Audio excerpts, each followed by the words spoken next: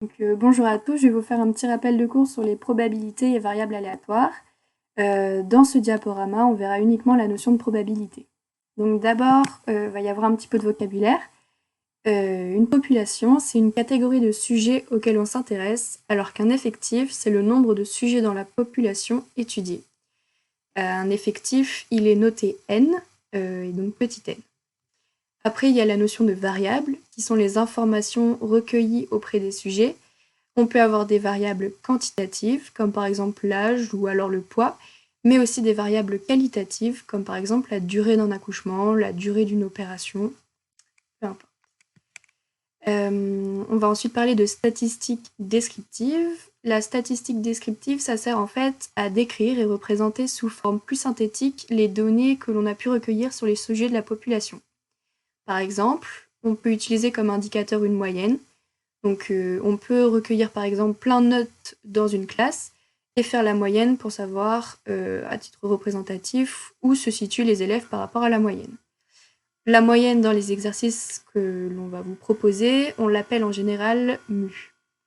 On peut avoir aussi la notion d'écart type et de variance, qui sont respectivement sigma et S. L'écart type et la variance, c'est en fait les disparités qui sont autour de la moyenne. Ensuite, on a la notion de probabilité. Donc en fait, une probabilité, c'est quoi? C'est généralement le nombre de sujets réalisant l'événement sur le nombre total de sujets. On appelle une probabilité, par exemple, P de A pour un événement A. Les propriétés concernant les probabilités, c'est qu'en fait, elles sont comprises entre 0 et 1. C'est pour cela que l'événement contraire à une certaine probabilité, que l'on va appeler P de A bar, sera calculé en faisant 1 moins P de A. Donc voilà. Les événements indépendants vs les événements dépendants. Deux événements A et B sont indépendants si P de A inter B est égal à P de A fois P de B. Donc je vais vous expliquer un peu par la suite les inter et union et les P de A sachant B et P de B sachant A par exemple. C'est dans la diapositive d'après. Alors qu'on dit que deux événements A et B sont dépendants si P de A sachant B est égal à P de A. Donc, ça, c'est des notions de cours. Ensuite, l'intersection et la réunion entre deux événements. Une intersection, aussi appelée jonction dans votre cours, entre deux événements, c'est par exemple P de A interbar, donc le inter c'est un U à l'envers en fait, est égal à P de A fois P de B sachant A, ce qui est aussi égal à P de B facteur de P de A sachant B. Alors qu'une réunion ou une disjonction entre deux événements, c'est deux événements quelconques. Pour deux événements quelconques, du coup, la propriété, ce sera P de A union B est égal à P de A plus P de B moins P de A inter B, alors que pour deux événements disjoints, P de A union B est égal à P de A plus P de B. Donc, lors d'une intersection, on aura deux événements que l'on va comme fusionner ensemble, alors que lors d'une réunion, on aura sûrement les mots-clés, par exemple, ou. Donc, comme moyen mnémotechnique, moi je retenais quand on a ou dans l'énoncé, ou c'est O et un U, et P de A avec la réunion, c'est un U aussi entre A et B. Donc voilà, c'est un petit moyen mnémotechnique à prendre en compte. Pour les probabilités conditionnelles, on va donc revenir sur le P de A sachant B et le P de B sachant A. Donc P de A sachant B s'écrit P de A bar et B ensuite. C'est la probabilité de A, sachant que B est déjà réalisé. Pour calculer ça, on va utiliser la formule P de A sachant B est égal à P de A inter B sur P de B. Et inversement, si on veut calculer P de B sachant A, on calculera P de A inter B sur P de A. Comme petit moyen mémotechnique pour retenir ces formules, moi généralement, P de A sachant B, B est en dernier, donc B est en dessous dans la formule. Et inversement, du coup, on voit que ça fonctionne aussi pour P de B sachant A est en dernier, donc A est en dessous de la fraction. Donc, voilà. Ensuite, le théorème de Bayes qui va permettre de calculer ces P de A sachant B, donc ces probabilités à l'aide d'une formule. Donc on va pouvoir échanger lorsqu'on vous demande un P de A sachant B et qu'on a un P de B sachant A dans nos données, ça peut être utile. Du coup, ensuite, pour calculer, il faudra remanier les fractions. Donc ça, je pense que vous savez faire. Donc par exemple, pour calculer P de A sachant B, il faudra faire P de B sachant A fois P de A sur P de B. Donc la formule n'est pas très parlante comme ça, mais il faudra voir avec les exercices qu'on va vous proposer par la suite. Avec un arbre de probabilité, c'est extrêmement facile, vous allez tout comprendre très vite. Et normalement, c'est des formules que vous avez déjà dû voir au lycée, donc c'est un peu de la redite. Si on détaille la formule ensuite, donc vous comprendrez mieux avec un arbre de probabilité, P de B sachant A était fois P de A sur P de B sachant A fois P de A plus P de B sachant A bar fois P de A bar. Donc voilà, j'espère que c'est un peu plus clair pour vous. Vous allez mettre tout ça en pratique dans les futurs exercices. Et je vous laisse avec ce mème sur notre président du tutorat qu'on aime très fort. Voilà, bon courage pour la reste de la soirée. Bonjour tout le monde. Alors on va continuer avec les variables aléatoires. Alors tout d'abord, je vais vous faire un petit rappel de cours. Alors on va commencer avec les variables aléatoires discrètes. Donc la loi d'une variable aléatoire discrète va consister à attribuer à une probabilité, donc PI, toutes les valeurs xi possibles. Donc une probabilité, elle doit être comprise entre 0 et 1, et la somme des probabilités doit être égale à 1. Donc là, pour les variables aléatoires discrètes, ça va être défini par PI qui va être égal à P de x égale xi. Donc PI doit être compris entre 0 et 1, et la somme des PI doit être égale à 1, comme j'ai dit précédemment. En ce qui concerne les diagrammes, donc par exemple les diagrammes en bâton, ça va être des exemples de variables discrètes. Donc dans votre cours, vous avez donc cet exemple-là, qui est une loi de probabilité de x, et du coup ça, c'est un exemple de variable discrète. Maintenant, pour la loi binomiale, ça va consister en fait à faire des tirages aléatoires et indépendants dans la population n, dont l'issue va être soit l'échec, soit le succès de l'événement x. On peut donc obtenir une probabilité pour chaque issue. Donc cette loi binomiale, elle va être définie par la formule suivante, qui est P de x égale k, qui est égal à C de k parmi n, P puissance k, Q puissance n-k. Donc je rappelle ici, Q c'est donc la probabilité de l'échec, donc c'est 1 moins P. K ça va être le nombre de succès, C ça va être le nombre de combinaisons possibles, et pour le petit point d'exclamation, ça se lit factoriel en fait. Et par exemple pour 3 factoriels, vous allez faire 1 fois 2 fois 3. Donc ici pour n factoriel, vous allez faire 1 fois 2 fois 3, etc. jusqu'à fois n. Donc ici dans notre formule, le c de k parmi n, ça va se calculer comme étant n factoriel sur k factoriel, facteur de n moins k factoriel. Il ne faut pas oublier que 0 factoriel, c'est égal à 1. Alors, du coup, maintenant, pour les variables aléatoires continues, donc en fait, ça va correspondre à une densité de probabilité. Donc la probabilité, elle va se calculer grâce à l'aire sous la courbe d'une fonction. Elle va être définie comme étant P de x compris entre a et b, qui va être égal à l'intégrale du coup de a à b, f de x dx. Alors, pour la loi normale maintenant. La loi normale, du coup, elle est représentée par une courbe en cloche qui est symétrique. Cette courbe, elle est en fonction de la moyenne mu et de la demi-largeur sigma, qui va être égale, donc en fait, c'est l'écart type.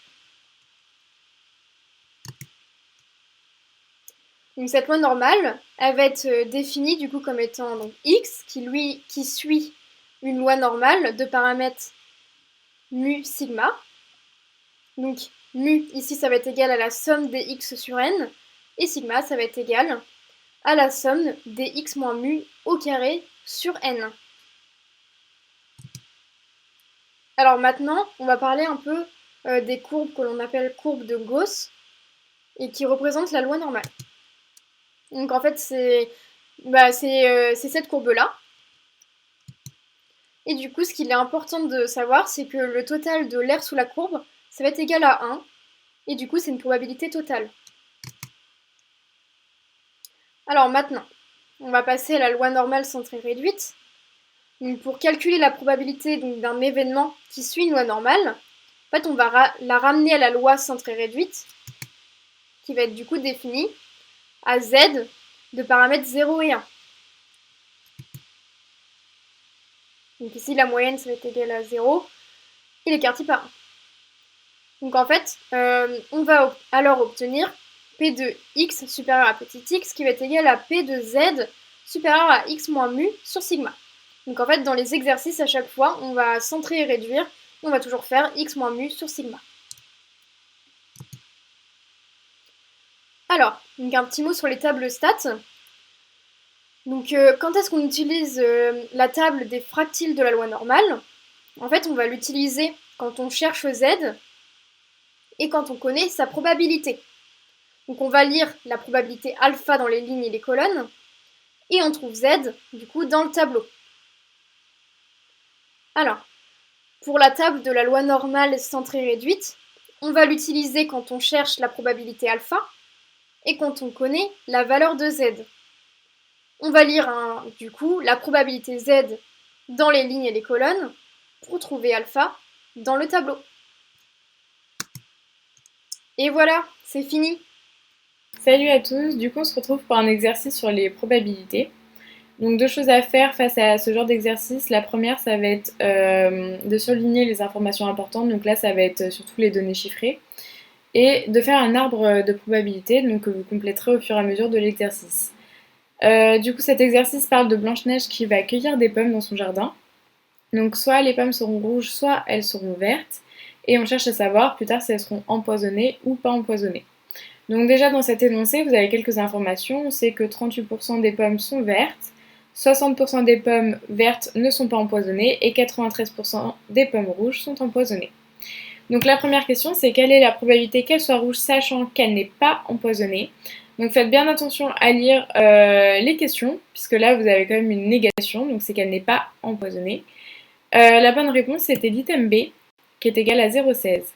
Donc comme je vous l'ai dit, on peut faire un arbre de probabilité. Donc on part qu'elle soit rouge ou verte, et après on cherche à savoir si elle est empoisonnée ou pas empoisonnée.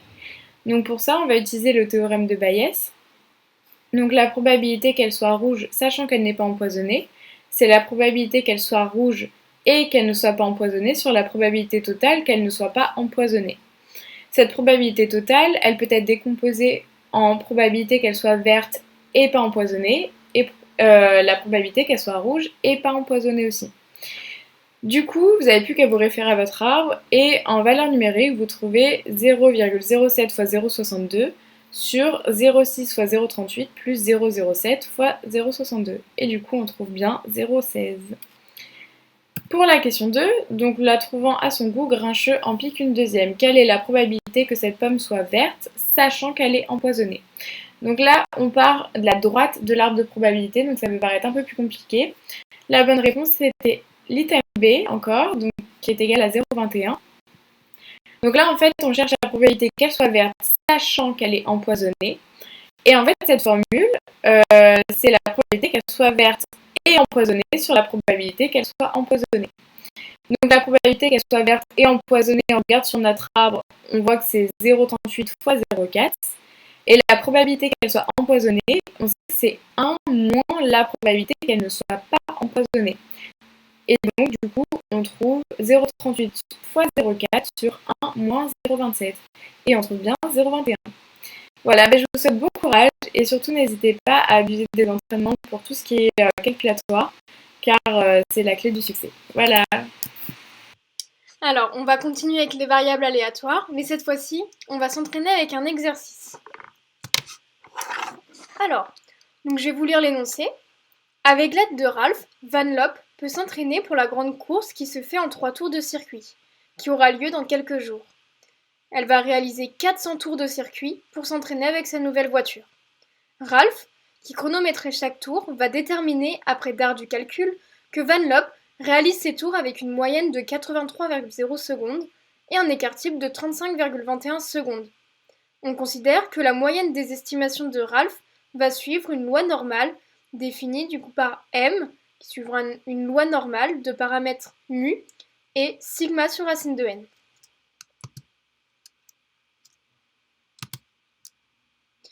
Alors, ce qu'il fallait retenir d'important dans cet énoncé, c'était le 400 tours, qui va être notre n du coup, la moyenne qui va être de 83, l'écart type de 35,21. Et du coup que m suivait une loi normale de paramètres mu et sigma sur racine de n. On va commencer avec la première question. Sur quel type de variable aléatoire va-t-on travailler? Pourquoi? Alors, dans l'énoncé, il est question de loi normale. Donc on nous dit que la variable aléatoire suit une loi normale. Donc c'est une variable aléatoire continue. Donc en effet, on va chercher une densité de probabilité et non une probabilité associée à un événement fini. Donc c'est une variable aléatoire continue. Deuxième question. Quelle est la probabilité que Van Lop fasse un temps moyen inférieur à 79,46 secondes lors de la grande course? Alors si on traduit la question, ça nous donne du coup P de M inférieur ou égal à 79,46. Pour résoudre ce type de question, en fait, on va procéder de la manière suivante. Donc en fait, on va centrer et réduire. Alors, du coup, ça nous donne que notre probabilité est égale à P de Z inférieur ou égal à 79,46 moins mu sur sigma sur racine de n. Donc là, on a centré et réduit. Ensuite, on remplace par les données de l'énoncé. Donc du coup, ça nous donne P de Z inférieur ou égal à 79,46 moins 83 sur 35,21 sur racine de 400. On tape tout ça à la calculatrice et ça nous donne P de Z inférieur ou égal à moins 2,01. Alors, donc ce résultat-là, en fait, il faut qu'on le lise dans la loi normale, donc dans la table de la loi normale centrée réduite. Sauf que la lecture, elle ne peut s'effectuer que pour P de Z supérieur ou égal à Z alpha. Et là, on a inférieur ou égal. Donc on est un peu embêté, donc on va regarder un peu ça. En fait, la première chose à se dire, c'est que la courbe de Gauss, c'est une courbe symétrique à la moyenne. Donc on va pouvoir dire que P de Z inférieur ou égal à moins 2,01, ça va être égal à P de Z supérieur ou égal à 2,01.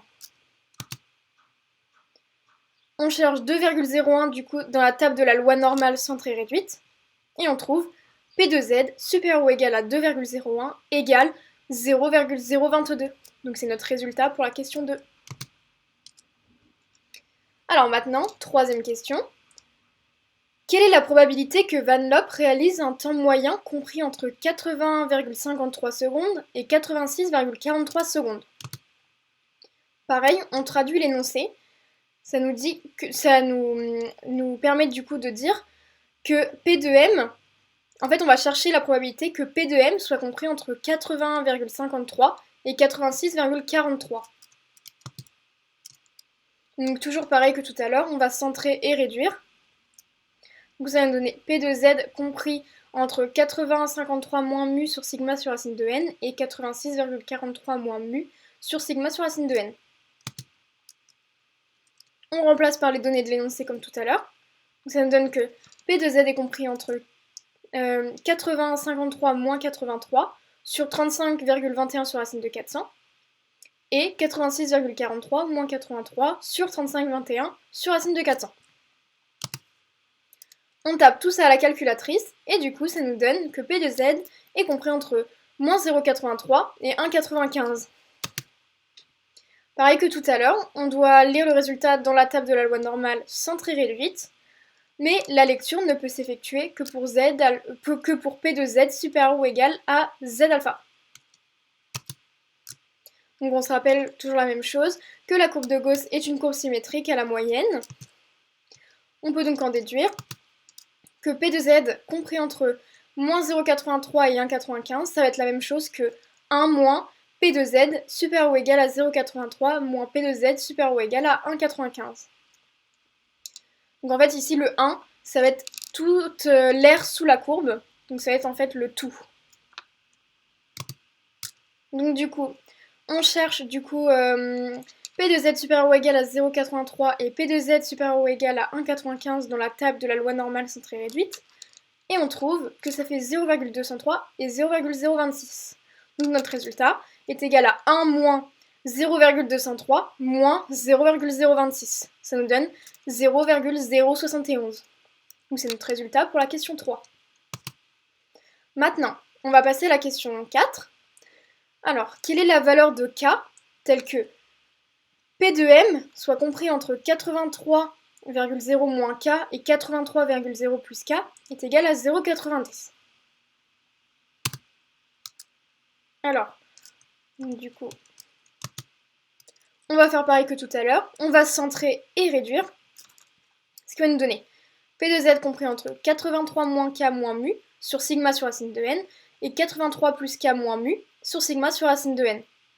On va remplacer par les données de l'énoncé comme tout à l'heure. Ça nous donne P de Z compris entre 83 moins K moins 83 sur 35,21 sur racine de 400 et 83 plus K moins 83 sur 35,21 sur racine de 400. Donc là, on va voir que les 83 s'éliminent des deux côtés. Du coup, on obtient P de Z compris entre moins K sur 35,21 sur racine de 400 et K sur 35,21 sur racine de 400. Alors maintenant, on connaît la probabilité et on cherche Z. Donc on va lire le résultat dans la table des fractiles de la loi normale. Sauf que, comme tout à l'heure, la lecture ne peut s'effectuer que pour P de Z supérieur ou égal à Z alpha. Donc on va faire quelques petites transformations.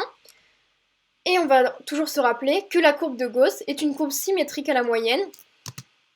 Donc on va pouvoir dire en fait que du coup P de Z compris entre moins K sur 35,21 sur racine de 400 et K sur 35,21 sur racine de 400, ça va être égal à 1 moins 2 fois P de Z supérieur ou égal à K sur 35,21 sur racine de 400 égale 0,90.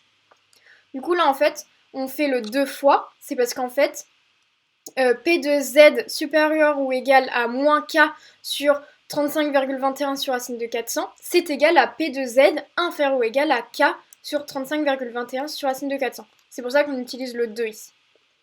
Ensuite, on va pouvoir dire que P de Z supérieur ou égal à K sur 35,21 sur racine de 400, ça va être égal à 0,10 sur 2. Donc en fait là, on a juste passé le 1 de l'autre côté, ça fait 0,90 moins 1, et ensuite on a divisé le tout par moins 2. Donc c'est pour ça que ça nous donne, du coup les moins s'éliminent, et ça nous donne 0,10 sur 2. Ce qui fait donc 0,05. Alors maintenant on va chercher 0,05 dans la table des fractiles de la loi normale, et on va trouver 1,645. On va pouvoir donc dire que notre K sur 35,21 sur racine de 400 égale 1,645. Alors nous en fait on cherche uniquement le K, donc en fait on va l'isoler. Donc ça va nous donner que K est égal à 1,645 du coup fois 35,21 sur racine de 400, ce qui va être égal à 2,90. Et voilà, c'est la fin. Alors j'espère que ça vous a plu. En tout cas, je vous souhaite un bon courage à tous et n'oubliez pas que le tutorat sera toujours là pour vous. Salut à tous, donc moi c'est Noah et je vais vous faire une présentation sur un rappel de cours sur les intervalles de fluctuation et de confiance. Donc déjà, l'estimation ponctuelle. Pour une moyenne observée, donc mu, c'est quoi? C'est petit m est égal à l'ensemble des x sur n, où n est égal au nombre de personnes. Pour une variance estimée, donc sigma au carré est égal à s carré, qui est égal à 1 sur n-1, fois l'ensemble des x qui est déjà au carré, moins l'ensemble des x qu'on met au carré cette fois sur n.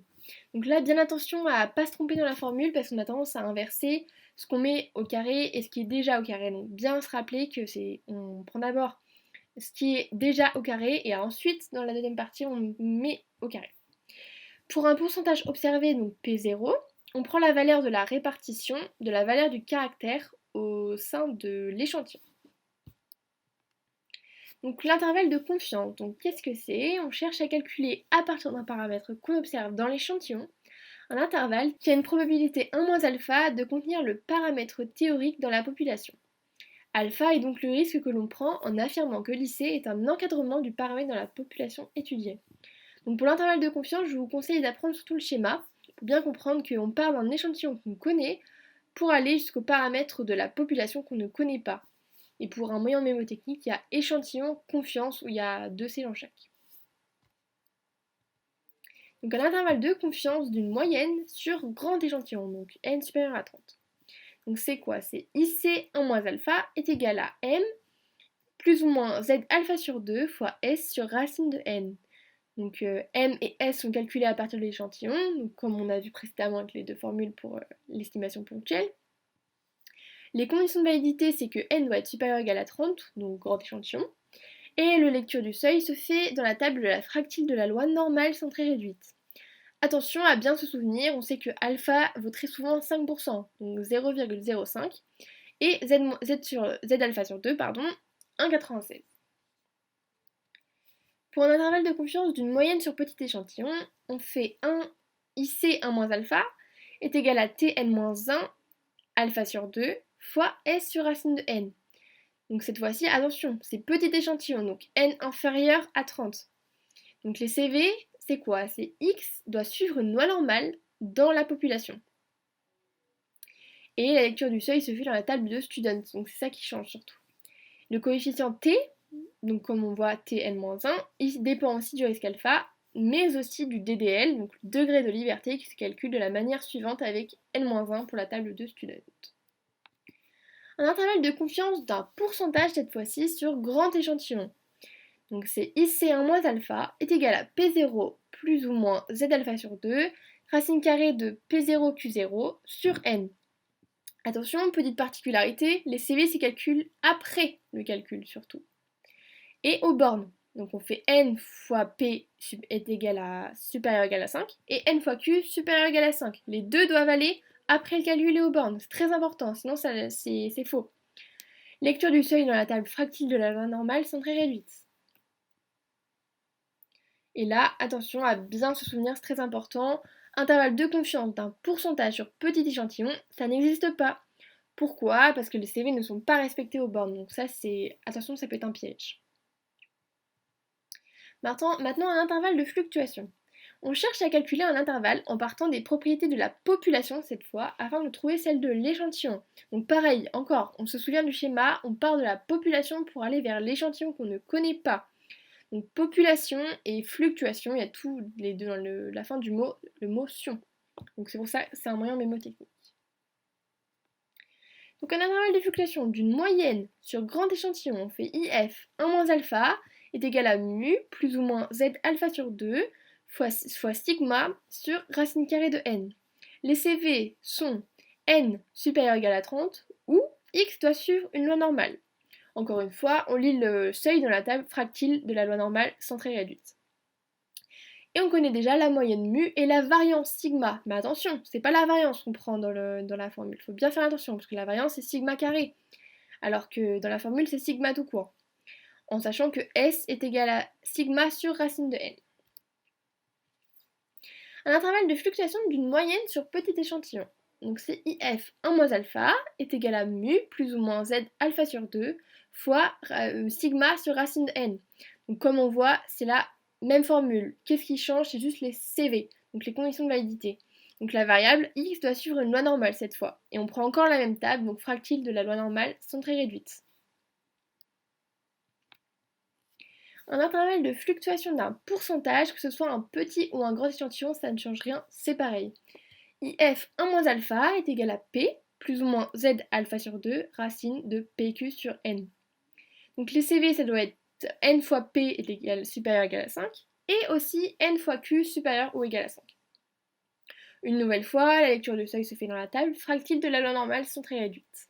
Et on connaît le pourcentage petit p.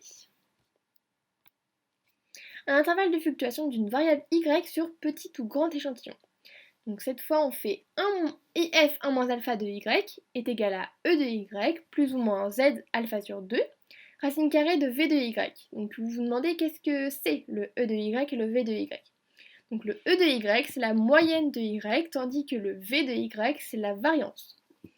Et les CV sont que V et E, donc la moyenne et la variance, doivent suivre une loi normale. Et on lit le seuil dans la table loi normale, enfin fractile pardon, de la loi normale sont très réduites. Voilà, merci. Bonjour à tous, j'espère que vous allez bien malgré ces conditions difficiles, mais lâchez rien, on croit en vous et ça va le faire sans souci. Donc on commence avec un exercice de fluctuation et échantillonnage. Alors pour l'énoncé. Donc que seraient Blanche-Neige, Cendrillon, Réponse, Ariel et Jasmine, les incroyables princesses Disney sans leur magnifique chevelure?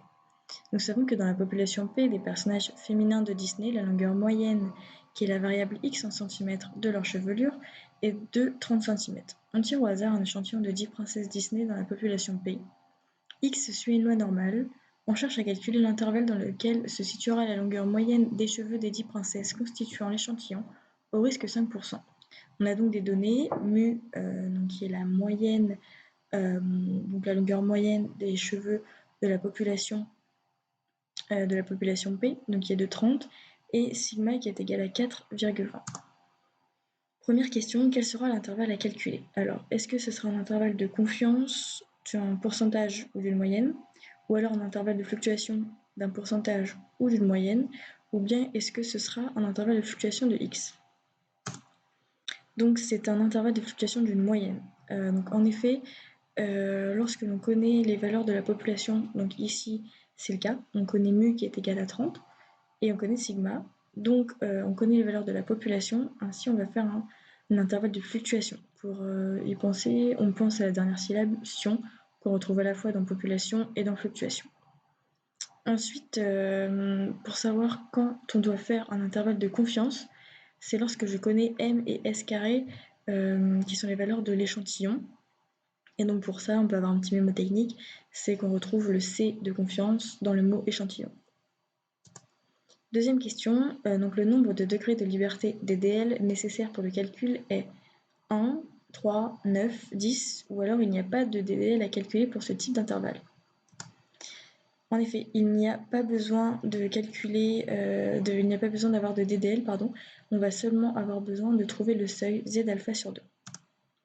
Question 3. Quelle est la borne inférieure de l'intervalle? Alors, est-ce que cette borne inférieure est égale à 4,73, 26,71, 27,40, 28,73 ou bien 29,37? Alors, donc l'item C est la bonne réponse. Donc la formule pour l'intervalle de fluctuation, c'est la suivante. Donc mu plus ou moins z alpha sur 2 fois racine de sigma au carré sur n. Alors, le seuil se lit dans la table statistique de la loi normale. Donc on prend la table statistique de la loi normale. On se place donc à la ligne de 0,02, car alpha est égal à 0,025. Ensuite, on va chercher la colonne qui correspond pour que l'on trouve finalement un alpha égal à 0,0025. Donc on se place dans la colonne de 0,005. Ensuite, donc, on fait croiser la ligne et la colonne que l'on a trouvée et on trouve un seuil z alpha sur 2 est égal à 1,96. On va donc appliquer les valeurs numériques dans la formule pour la borne inférieure.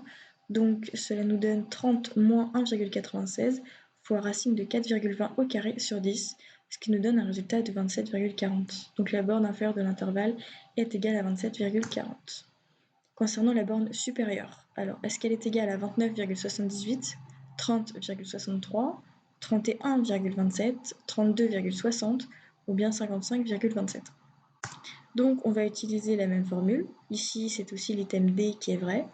Le seuil est le même, donc on le lit toujours dans la table statistique de la loi normale, qui est égale donc Z de 0,025 égale 1,96.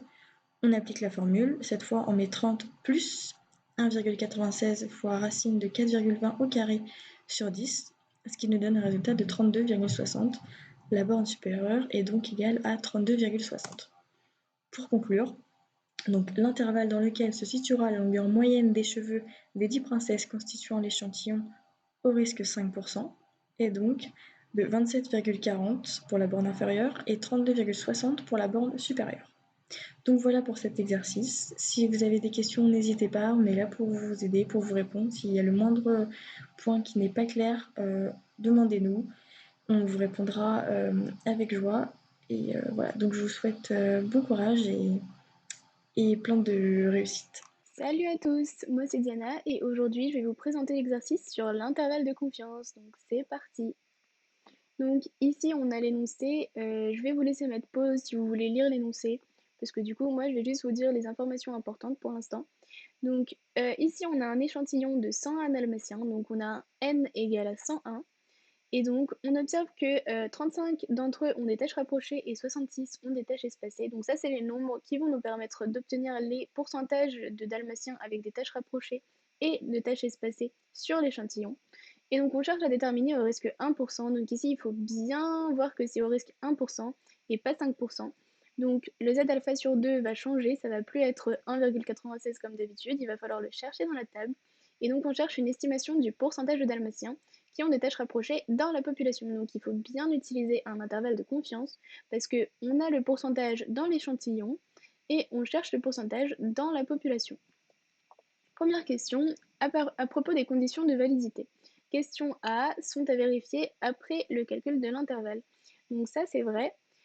Comme c'est une estimation par intervalle de confiance d'un pourcentage, les conditions de validité sont à vérifier après le calcul de l'intervalle. Donc il faudra faire le calcul de l'intervalle, puis aux bornes de l'intervalle, on pourra vérifier si les conditions de validité sont vérifiées. Donc ici, les conditions de validité, c'est comme dans la question D, c'est n fois p supérieur à 5 et n fois q supérieur à 5, mais bien aux bornes de l'intervalle, et non ici comme dans la D, il nous disait 35 supérieur à 5 et 66 supérieur à 5, ça c'est les valeurs de l'énoncé. Du coup, c'est pour ça que c'est faux. Et pour la B et la C, c'est faux parce que c'est les conditions de validité pour une moyenne. Donc la B, c'est pour un grand échantillon, donc n supérieur à 30, et la C, c'est pour un petit échantillon.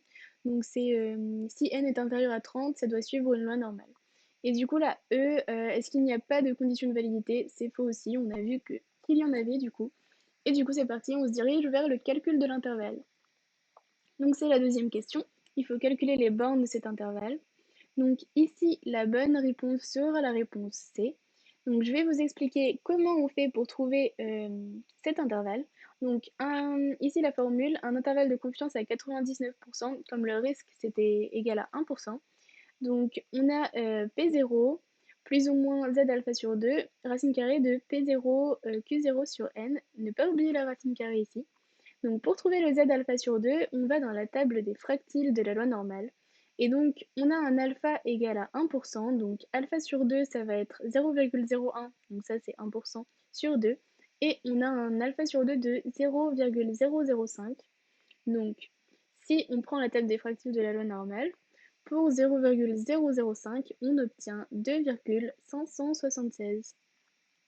Ensuite, on calcule notre P0. Donc le P0, ça va être 35 ici, c'est le nombre de dalmatiens ayant des tâches rapprochées dans l'échantillon, sur n, et on obtient 0,347.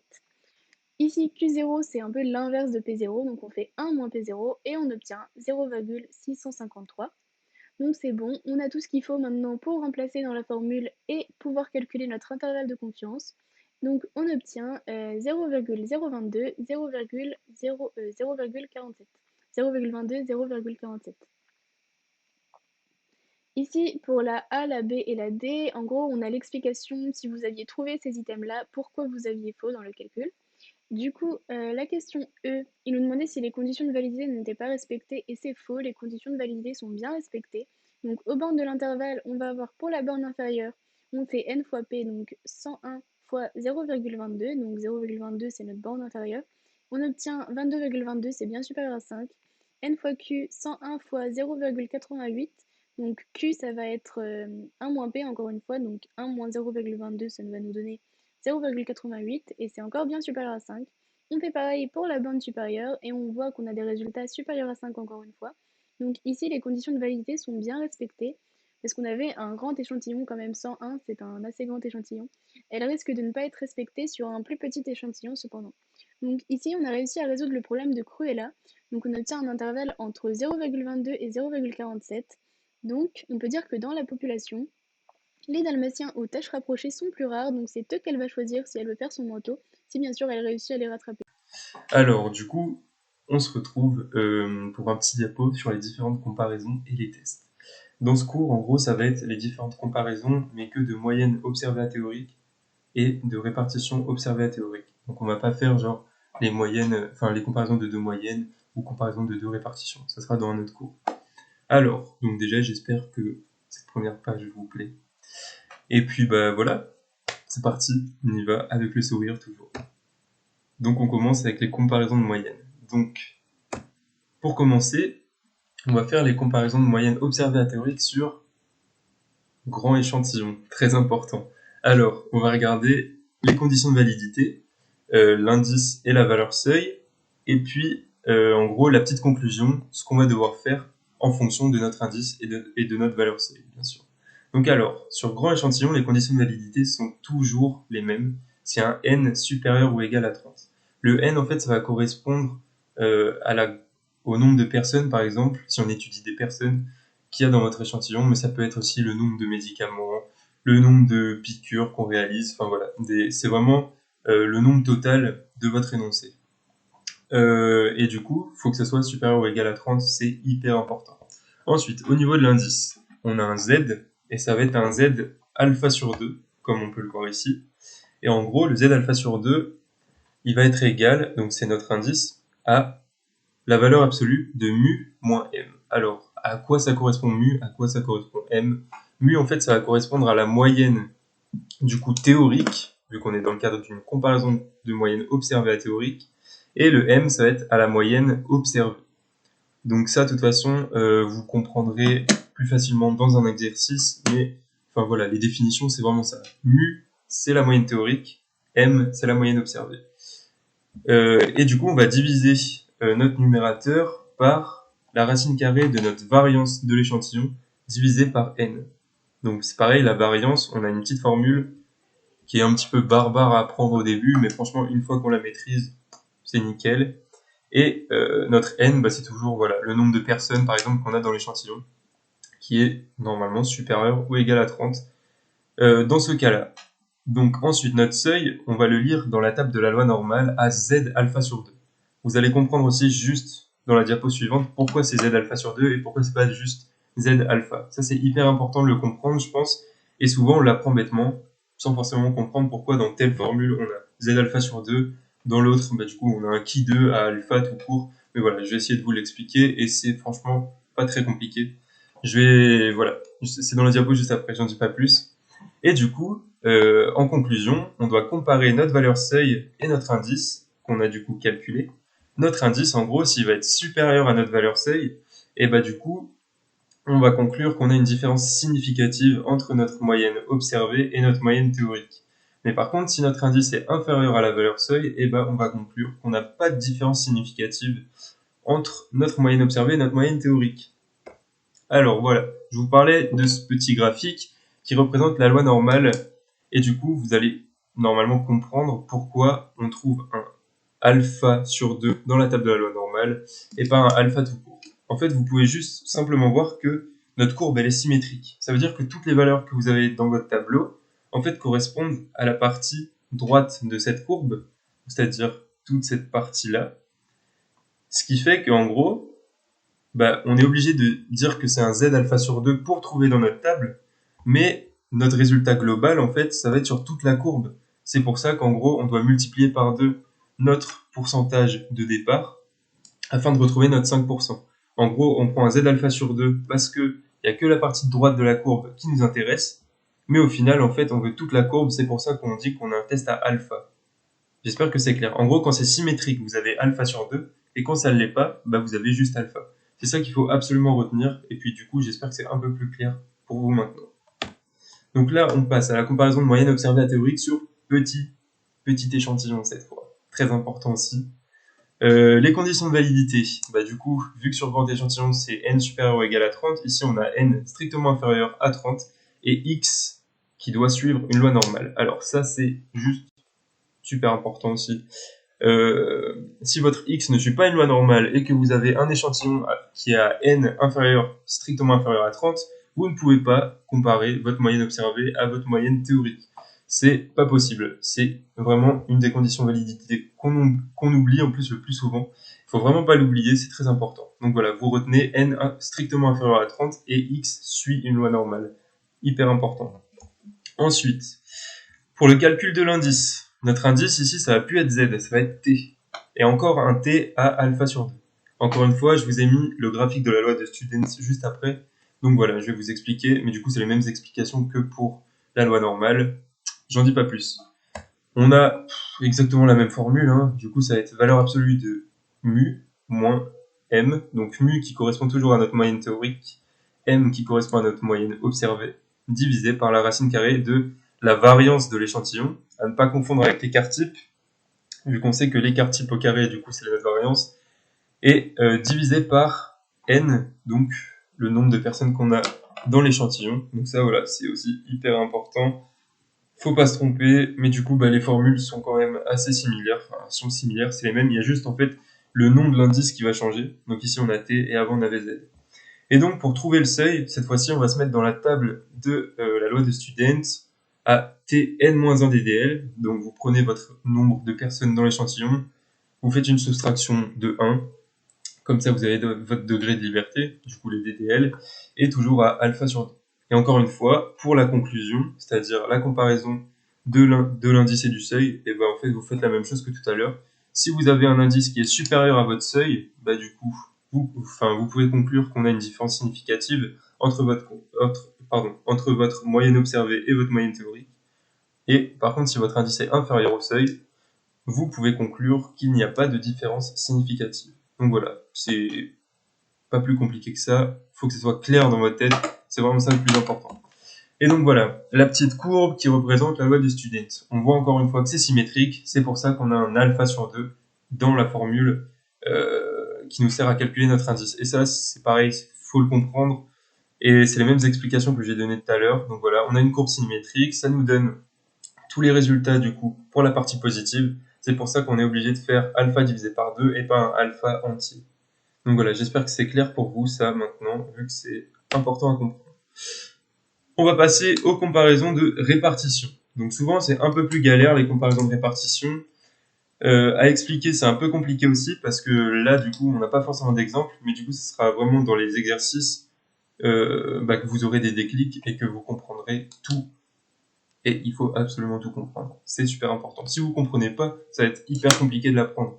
Donc moi, je pars du principe que si vous voulez apprendre quelque chose, essayez de le comprendre. C'est vraiment super important. Donc alors, comparaison de répartition observée à théorique sur grand échantillon. Ouais, grand échantillon. Très important aussi. Je vais faire la même blague à chaque fois, hein, donc rigolez s'il vous plaît. Et du coup, on a encore 3 trucs. Les conditions de validité, le calcul de l'indice et la valeur seuil, plus notre conclusion. Voilà, à chaque fois c'est le même schéma, c'est la même chose. Donc les conditions de validité. Là, on est à tous les CIJ supérieurs ou égal à 5. Les CIJ, vous comprendrez beaucoup mieux pendant les exercices en gros ce que c'est, parce que là c'est un peu compliqué à expliquer sans exemple. Mais en gros, c'est les résultats de votre répartition théorique. Donc imaginez que vous avez un pourcentage au niveau théorique, et du coup, vous allez juste multiplier ce pourcentage de la population générale à votre nombre de personnes dans votre échantillon. Et là, du coup, ça va vous donner un CIJ. Et en gros, si votre CIJ est supérieur ou égal à 5, si tous vos CIJ sont supérieurs ou égaux à 5, et du coup, on pourra être dans le cadre d'un grand échantillon. Et du coup, réaliser un test du Qui2. Voilà, juste là. Donc maintenant, pour le calcul de l'indice, donc voilà, c'est la formule du Qui2. Donc OBS pour observer. Donc c'est la somme des OIJ, donc ce que vous avez dans votre échantillon, ce que vous observez. Donc observer, c'est le O, quoi. Enfin moi je le retenais comme ça. Moins votre CIJ, donc ce que je viens de vous expliquer, ce qui nous sert du coup à valider ou non nos conditions de validité. Et du coup, vous faites cette soustraction, vous la mettez au carré, donc du coup on s'en fiche de l'ordre, étant donné que c'est au carré, et du coup vous divisez par le CIJ qui correspond. Encore une fois, c'est un peu compliqué à expliquer comme ça dans la partie cours, donc ce sera au niveau des exercices que vous allez vraiment comprendre à quoi ça correspond. Et donc à K-1 ddl, Donc souvent, K, en fait, c'est le nombre de groupes que vous avez. Donc, vous prenez le nombre de groupes, mais souvent, voilà, vous avez 2 groupes, et puis, du coup, 2 moins 1, ça fait 1. Et souvent, on est à 1 DDL. Ce qui fait qu'à 1 DDL, et du coup, là, on est dans le cadre d'un alpha, et pas d'un alpha sur 2. Et encore une fois, vous allez le comprendre juste après. Du coup, 1 DDL à 5%, ça nous donne ce fameux seuil de 3,841. Ça, c'est hyper important. Et du coup, si vous avez un K qui diffère, donc par exemple K égale 2, vous devez regarder dans vos tables statistiques au niveau du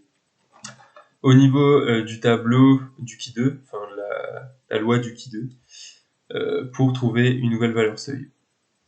Et donc ensuite, pour conclure, la comparaison de l'indice et du seuil, c'est toujours la même chose. Si on a un indice supérieur au seuil, du coup, on a une différence significative entre nos deux répartitions, donc entre la répartition observée et la répartition théorique.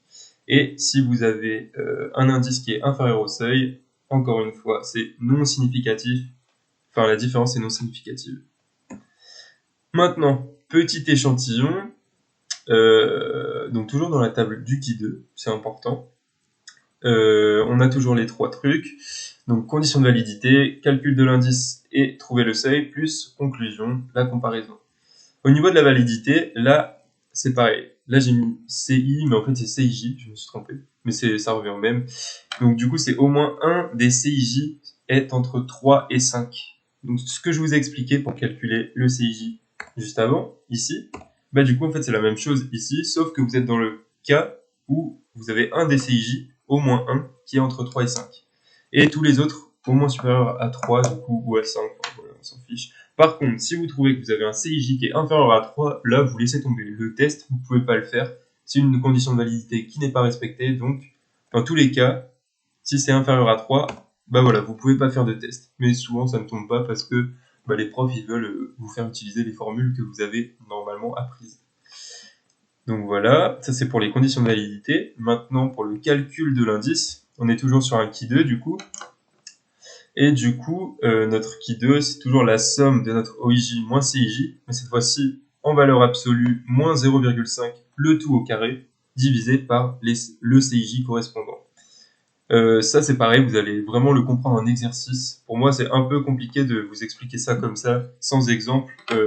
Avec moi, du coup, c'est pour ça que la partie exercice va être essentielle et primordiale dans du coup la compréhension de ces types de formules. Et du coup, on a toujours un Ki 2 à 1 DDL pour ce type de comparaison, et un alpha souvent égal à 5%, et donc notre fameux seuil de 3,841 qui revient. Encore une fois, comparaison de l'indice et du seuil. Si notre indice est supérieur au seuil, différence significative. Si notre indice est inférieur au seuil, du coup, on a une différence non significative. Et donc voilà, là c'est notre petit graphique qui représente la loi du Ki 2 à alpha, bien sûr, et pas alpha sur 2. Pourquoi ? Parce que notre courbe n'est pas symétrique. Donc là, il n'y a pas de secret, c'est forcément un alpha. Ça sert à rien de le diviser par 2 parce que notre courbe n'est pas symétrique. Donc ça, j'espère que c'est clair pour vous maintenant. Parce que pour moi, c'est essentiel vraiment à comprendre. Et au moins, vous ne prenez pas la tête, vous apprenez pas par cœur si c'est alpha ou alpha sur 2. Mais il faut faire attention parce que du coup, il y a juste dans un cas où cette petite astuce de genre regarder si la courbe est symétrique ou pas ne fonctionne pas. Et normalement, dans une partie courbe, on va vous dire c'est dans quel cas. Et donc là, on va passer au test. Donc du coup, avec les erreurs. Parce que des fois, on fait des erreurs. Et du coup, il faut aussi les définir. L'erreur alpha. Qu'est-ce que l'erreur alpha ? C'est on rejette une hypothèse alors que cette hypothèse est vraie. Ainsi, on trouve une différence entre deux groupes qui n'existent pas en réalité. La différence observée vient uniquement des fluctuations d'échantillonnage. Par exemple, on va conclure l'efficacité d'un traitement qui ne l'est pas. En gros, vous voyez votre courbe là de la loi normale qui est symétrique. Hop, je vais la remettre, c'est plus simple. Et en gros, imaginez que vous avez vos bornes à 2,5% à chaque fois. En fait, on va trouver un résultat qui est dans les 95, alors qu'en fait, il est au niveau des 2,5. Ça, c'est l'erreur alpha. Donc, du coup, l'erreur alpha, c'est on rejette une hypothèse alors que cette hypothèse est vraie. Ainsi, on trouve une différence entre deux groupes qui n'existent pas en réalité. La différence observée vient uniquement des fluctuations d'échantillonnage. Par exemple, on va conclure à l'efficacité d'un traitement qui ne l'est pas. Donc, il faut vraiment retenir que on rejette une hypothèse alors que cette hypothèse, elle est vraie. Donc, ça veut dire que si je reprends ma courbe qui représente la loi normale, imaginez que voilà, on a deux bornes comme ça. Toute cette partie-là est vraie et toutes les autres, du coup, aux extrémités ne sont pas bonnes. Bah, en fait, vous allez être à l'intérieur ici, alors qu'en fait, elle est vraie. Donc, ça veut dire qu'on rejette, alors que normalement, on ne devrait pas rejeter. Ça, c'est l'erreur alpha. Ensuite, on a l'erreur bêta. Bêta, c'est la puissance. C'est pour ça que j'ai mis The Rock juste ici. C'est un peu, voilà, la puissance. Faut pas déconner, quoi. Du coup, c'est l'inverse de l'erreur alpha. Ici, on ne va pas rejeter H0 car on ne trouve pas de différence significative, mais bien, alors que cette différence, en gros, elle existe bien en réalité. Elle se calcule sous H1 car il faut montrer la zone où H0 a été marquée vraie alors qu'elle était fausse. Ça, c'est pareil, c'est vraiment des définitions théoriques et c'est en exercice que vous allez vraiment bien comprendre. Je vais essayer de vous faire comprendre, du coup, avec le graphique de la loi normale, mais voilà, je finis la définition. Cette erreur amène à ne pas montrer l'efficacité d'un traitement qui l'est. Donc alors, moi j'avais un petit tips quoi. Hop, ma loi normale elle est là. Je me disais, imagine, voilà, encore nos deux bornes. Donc tout ça, normalement ça devrait être vrai, et ici c'est faux. Et en gros, là je me dis, bah c'est un manque de puissance. Ça veut dire que, bah en fait, mon échantillon, ça se trouve, il n'y a pas assez de personnes dedans. Et du coup, il n'est pas assez représentatif, donc on va trouver un résultat qui est vrai, alors qu'en fait, on devrait être dans le faux. Donc imaginez, vous vous situez ici, donc ici c'est encore bon, alors que si vous augmentez le nombre de personnes dans votre échantillon, bah vous serez ici. Et du coup, on peut prouver que c'est pas bon. Et en gros, faut vraiment faut pas confondre le manque de puissance et la puissance. Et donc, la puissance, c'est 1 moins bêta. Ça, c'est vraiment la puissance. C'est la définition. Moi, je me disais, un bêta, dans la vie de tous les jours, genre un gros bêta, c'est un mec qui est con. Enfin voilà, on n'a pas besoin de lui. Donc, si on fait 1 moins le mec qui est con, bah du coup, on est plus puissant. Moi, c'était mon petit tip, c'est tout. Du coup, 1 moins bêta, c'est la puissance, et bêta, c'est le manque de puissance. Voilà. Donc ça, j'espère que c'est clair pour vous maintenant. Et donc, on va finir avec l'erreur gamma. Donc, l'erreur gamma, c'est on rejette H0, qui est réellement fausse, mais on conclut dans le mauvais sens. Par exemple, on rejette H0 car la valeur trouvée est supérieure à la moyenne théorique, qui est en fait fausse, la moyenne réelle étant plus haute, et donc la valeur trouvée plus basse que la moyenne réelle. C'est pareil, c'est hyper théorique, mais moi je me disais, bah voilà, on rejette H0 et elle est vraiment fausse, donc on a raison de rejeter H0, mais on conclut dans le mauvais sens. Du coup, en fait, c'est juste, voilà, t'es un idiot parce que bah t'as mal conclu, et puis bah souvent, enfin voilà, tu conclus pas mal. T'as ton indice par exemple qui est supérieur à ton seuil, donc bah forcément faut que tu dises qu'on a une différence significative, mais en fait tu dis bah non, on n'a pas de différence significative. Enfin voilà, en fait ça n'a pas de sens cette erreur. Et souvent bah du coup elle est négligeable tellement elle est petite quoi. Enfin c'est infime et donc normalement dans les exos, enfin que vous faites par rapport à l'erreur gamma, si vous devez la calculer, vous voyez que souvent, enfin voilà, moi je sais que le dernier exercice que j'ai fait il y a pas très longtemps, bah l'erreur gamma elle était située entre 10-6 et 10-7. Donc c'est vraiment des valeurs hyper petites. C'est pour ça que souvent on la néglige. Et donc voilà, bah, je vous souhaite un bon courage pendant cette période de reconfinement. J'espère que ça va pour vous, que vous êtes chaud en biostat et tout, que vous n'êtes pas, bah, du coup, comme la petite qui est juste à côté de moi. Moi, je vous envoie des cœurs, de l'amour. Les maths, c'est vraiment la vie. J'espère que tout est clair dans votre tête. Essayez de comprendre un maximum de trucs, c'est vraiment la base, je pense. Et puis bah voilà, je vous fais des bisous et puis bah à bientôt. Salut! Ah bah, vous êtes là, vous. Ah là là. Bon, on se retrouve encore pour un petit exercice de biostatistique sur les comparaisons de moyennes observées à théorique sur petit échantillon. Donc je vais vous lire l'énoncé. Et du coup, bah c'est parti, on y go. Je vous souhaite du courage. J'espère que vous l'avez fait. Et si vous n'avez rien compris, ou en tout cas pas compris grand-chose, ou même pas compris un tout petit peu, j'espère que tout sera clair pour vous après. C'est parti. Comme vous le savez tous, les Disney sont vraiment iconiques pour les Français. D'ailleurs, une étude révèle que les Français en ont regardé en moyenne 17. Afin de vérifier cette statistique extrêmement pertinente et intéressante, le groupe de tuteurs iconiques de Caen décide de réaliser un sondage au niveau de la fac. Le résultat de ce sondage nous donne somme des x égale à 411 et somme des x carrés égale à 7751,17 pour un total de 28 étudiants sondés. On cherche à savoir s'il y a une différence significative entre le nombre de Disney regardés en moyenne entre les Français et les étudiants canadiens du PFRS. Donc de quel type de test s'agit-il? Donc au niveau de l'énoncé, tout d'abord, on peut voir qu'on a une comparaison de moyenne. Pourquoi? Parce que déjà, on nous donne la moyenne dans une population générale et ensuite, on va sûrement la trouver grâce aux informations qu'on nous donne sur l'échantillon. Ensuite, on voit qu'on a 28 personnes dans l'échantillon. Ce qui fait que normalement, au niveau des conditions de validité, si on veut les respecter, on est dans le cadre d'un petit échantillon. C'est pourquoi nous sommes dans le cadre d'une comparaison de moyenne observée à théorique sur petit échantillon. Donc voilà, ça c'est du blabla. Si jamais vous voulez le lire, parce que vous n'avez pas compris, mettez sur pause, mais voilà, je ne vais pas vous le lire.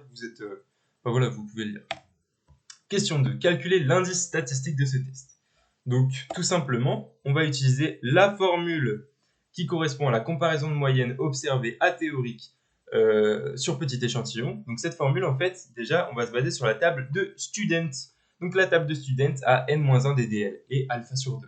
Donc, en gros, ça nous donne mu moins m. Donc, mu, c'est la moyenne théorique et m, du coup, c'est notre moyenne dans l'échantillon, divisé par la racine carrée de notre variance de l'échantillon, divisé par le nombre de personnes dans l'échantillon. On a donc, via l'énoncé, mu qui est égal à 17, comme on l'a lu tout de suite, qui est ici. Et du coup, pour trouver la moyenne observée, donc c'est la moyenne dans l'échantillon, on va tout simplement faire la somme des x divisé par 28, c'est-à-dire n, le nombre de personnes dans notre échantillon. Voilà, c'est ce que j'ai écrit ici. Et donc, ça nous donne 14,68. Nous devons donc calculer la variance. La variance de notre échantillon, ça va être tout simplement 1 sur n-1 fois la somme des x carrés moins la somme des x, le tout au carré, divisé par n. Ça, il faut faire extrêmement attention à cette formule. Elle revient vraiment très fréquemment, donc il faut la connaître absolument. Et faites gaffe à ne pas confondre le n-1 avec le n ici, et puis la somme des x carrés avec la somme des x ici. Souvent, on a tendance à inverser en particulier ces deux-là. Et c'est un moins ici, c'est pas un plus, il faut faire gaffe. Donc après, quand on remplace, ça nous donne 63,64. Voilà, on a bien un n-1 égal à 27, vu qu'on en a 28 dans l'échantillon. Notre somme des x carrés qu'on a dans l'énoncé est bien égale à ça. Notre somme des x est bien égale à ça. Et notre n est bien égal à ça. Donc ça nous donne 63,64. Ainsi, on peut calculer notre indice. Notre indice a 27 DDL, étant donné qu'on est à 28, qu'on a un n égal à 28, et à alpha sur 2, c'est-à-dire 5% divisé par 2, ce qui nous donne 2,5%, soit 0,025. Donc ça nous donne bien 17 moins 14,68, le résultat qu'on a eu là, divisé par la variance qu'on vient de trouver, 63,64 divisé par 28, le tout sous une racine carrée. Ça nous donne un indice à 1,54. Donc c'était la réponse C. En conclusion, qu'est-ce qu'on peut dire? On a un indice égal à 1,54 et un seuil qui est égal à 2,05. Déjà, pourquoi on a notre seuil qui est égal à 2,52? Donc on le trouve dans la table des fractiles de la loi de Student, au niveau de 27 DDL à n-1, c'est-à-dire 28 moins 1, et à alpha sur 2, c'est-à-dire 0,025. Et en gros, pourquoi on a le alpha sur 2, je vais me répéter, et je pense que vous allez souvent l'entendre de ma part. On divise par 2 le alpha, étant donné qu'on a une courbe symétrique. Et ça, c'est très important de le comprendre. En gros, cette courbe, on peut la diviser en deux, et toutes les valeurs qu'on a dans le tableau, c'est que la partie de droite. Donc en gros, la partie de gauche, elle est inexistante dans le tableau. C'est pour ça qu'on va diviser par 2 notre alpha, étant donné qu'il correspond à la moitié de la courbe. Voilà pour la petite explication. Donc en gros, si vous avez une courbe symétrique, ça sera toujours alpha divisé par 2. Si c'est une courbe qui n'est pas symétrique, comme la loi du qui 2 par exemple, on divisera jamais le alpha par 2. Sauf, dans quelques exceptions, donc il faut faire gaffe. Ce que je viens de vous dire, c'est des généralités, mais je sais qu'il y a une ou deux exceptions dans votre cours qui fait que, par exemple, dans une loi de Student, on ne va pas diviser par 2, ou alors dans une loi du qui 2, on va diviser par 2. Il faut faire gaffe. Et donc, on a bien un indice qui est inférieur à notre seuil, qui est égal à 2,052. Donc, du coup, on ne peut pas... on rejette H1, excusez-moi, et du coup, on ne rejette pas H0. Il faut faire attention, on n'accepte jamais H0. Ça, c'est vraiment un truc qu'il faut comprendre. On n'accepte jamais H0. C'est super, super important. La B, on nous disait, on accepte H1. bah du coup, non, on l'accepte pas, étant donné qu'on a une différence qui est non significative, pardon. Là, c'est on ne rejette pas H0, c'est ce que je viens de vous expliquer, du coup, bah c'est bon. La D, elle est fausse, car bah, du coup, ça diffère non significativement. Et du coup, voilà, la différence n'est pas significative entre nos deux échantillons. Donc, voilà. Moi, j'ai fini pour cet exercice. J'espère que vous avez tout compris. Encore une fois, si vous voulez contacter vos tuteurs, n'hésitez surtout pas. Là, on est vraiment dans la dernière ligne droite. On est là pour vous aider. On est là, voilà, pour vous donner du courage, plein de motivation, pour vous booster. Donc, c'est super important.